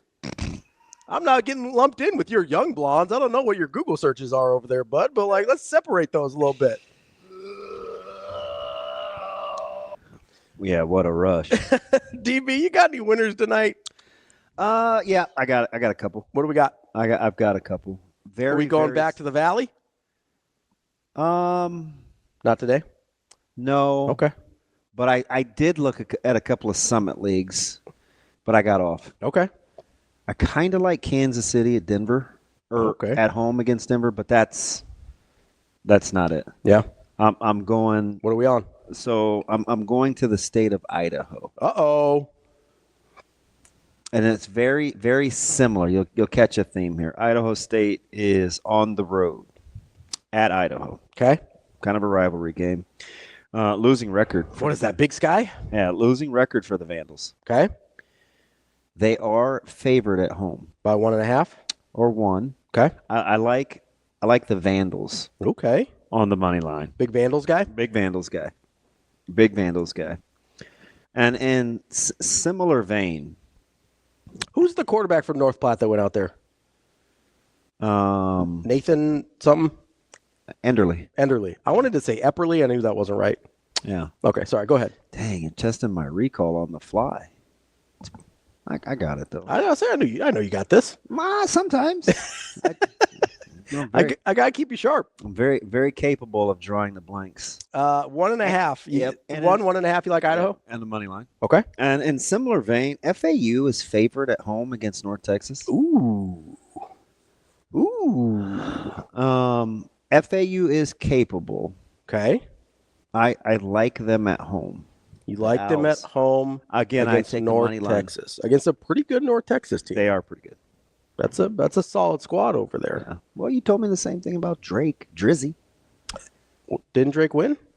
They almost lost outright. Yeah, they didn't cover, but they won. Yeah, which is why I like the Purple Bulldogs. Aces. I'm just saying you're hating on my D2 guys over there. Oh, Missouri State. Bedwetters. Hating on my D2 guys over there. Not really. A lot of D2 players on that roster. Who did I get outright yesterday? What were my two? One was was Missouri State. Who was my other one? Who was the other one yesterday? They won. Smooth sailing. It wasn't. It was just the one Missouri Valley team, right? No, Ravi. Yesterday was yesterday. You didn't take Vandy yesterday, did you? No, I just told you I liked him. That wasn't a lock it up. No. Well, I don't remember. Oh, Coastal. Oh, that's right. Yeah, they won outright. Big Coastal guy. I was. They won outright. I mean, in a blowout. So Idaho. Yeah, yes, you are. What? I am a big gardener. Actually, I'm not. I hate taking care of my yard. Yeah. Oh, it's the worst. Do you know what the opposite of a green thumb is? What happens when you break through the toilet paper? No. Well, yeah. I was going to say brown, but not for that reason. Just I associate brown with like wilted and dead. You do have a brown thumb. Well, we both do, bud. I'm not. Nope, not doing it. I'm just look at him. It's pretty, mine's a little lighter, but still brown. It's kind of weird. But you did hit your racial put down for the day. What'd I say? I mean, you're averaging. I'd set your line about 2.5. Seems low. I get that in the first segment. Some days I'm at like 7. What'd I say today? I don't even remember. It was off air. Oh, okay. Well, that doesn't count. It was very subtle and very comfortable with me. I feel like my black guy voice is getting deeper. Okay, I do remember that one. Well, then you're like, okay, what's the black guy voice? I was like, okay, so we had our friend Art. In a way, despite the way he talks, can be a little black at times. That's a great pull, Shane. That's an wow. Awful, that's an awful dumb pull. No, so we've got our guy Art, and he's got the famous drop. Yeah, still, He's got a lot. And so all I'm trying to do is sound like Art. Art happens to be black, so that I referred to that as my black guy voice. Yeah. Well, But it's getting a little deeper. I don't know why. I don't know why it's getting deeper. Because you go into but still, you go into character quite a bit, so you have practice. Me? Yeah. What character do I go into? What do you like? What do you like tonight? I don't. You go into a lot of characters, by the way. What kind of characters? I don't know. Just I DJ sometimes, so I got all kinds of. Do you ever DJ? Like, have I DJ'd? Yeah. I've done a couple weddings. So was Shane. Doesn't that strike you as odd? I'm gonna be honest. I don't know. Like, I'm sure Shane was great at his job. I have a hard time picturing getting like a crowd going at a wedding. I had to give Shane a very specific playlist. I've done a couple hundred weddings. So I'm sure you're great at it. Like, I believe you. I mean, the older you get, the harder it gets to do. You don't have that same energy. You don't have the same energy. Maybe you get a little bit out of touch with, the newer music that comes in. So you might miss a song or two here or there. So IDB had to give you a real specific playlist? Nah, I just gave him Micah. Yeah. Is that the last wedding you've done? Was DB's? That was the last wedding I did, yes. You retired on that one? Yes. Okay, cool. Dang, that's been some years. It has. It's been a minute. I miss that guy. What do you think? What do you think happens in Michigan and Rutgers? You got to be cheering your brains out for Michigan. So that's the one. Why? You want Rutgers to. You want everybody. You want the USCs. You want all those people. Oh, for Nebraska. Yeah.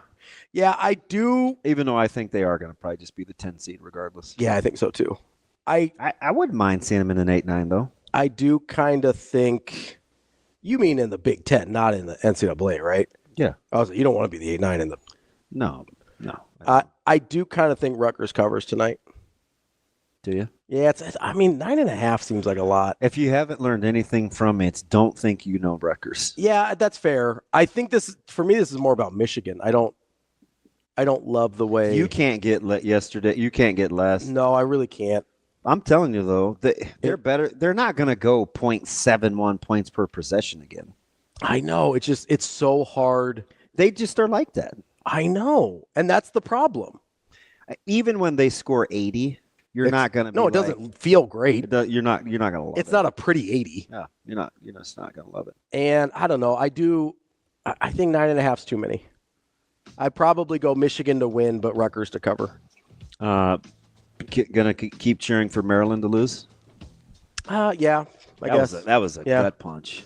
I don't do the Big Ten cheering as much as I do in the Big East. Of course not. What? Of course you don't. Nebraska's kind of at where they're at.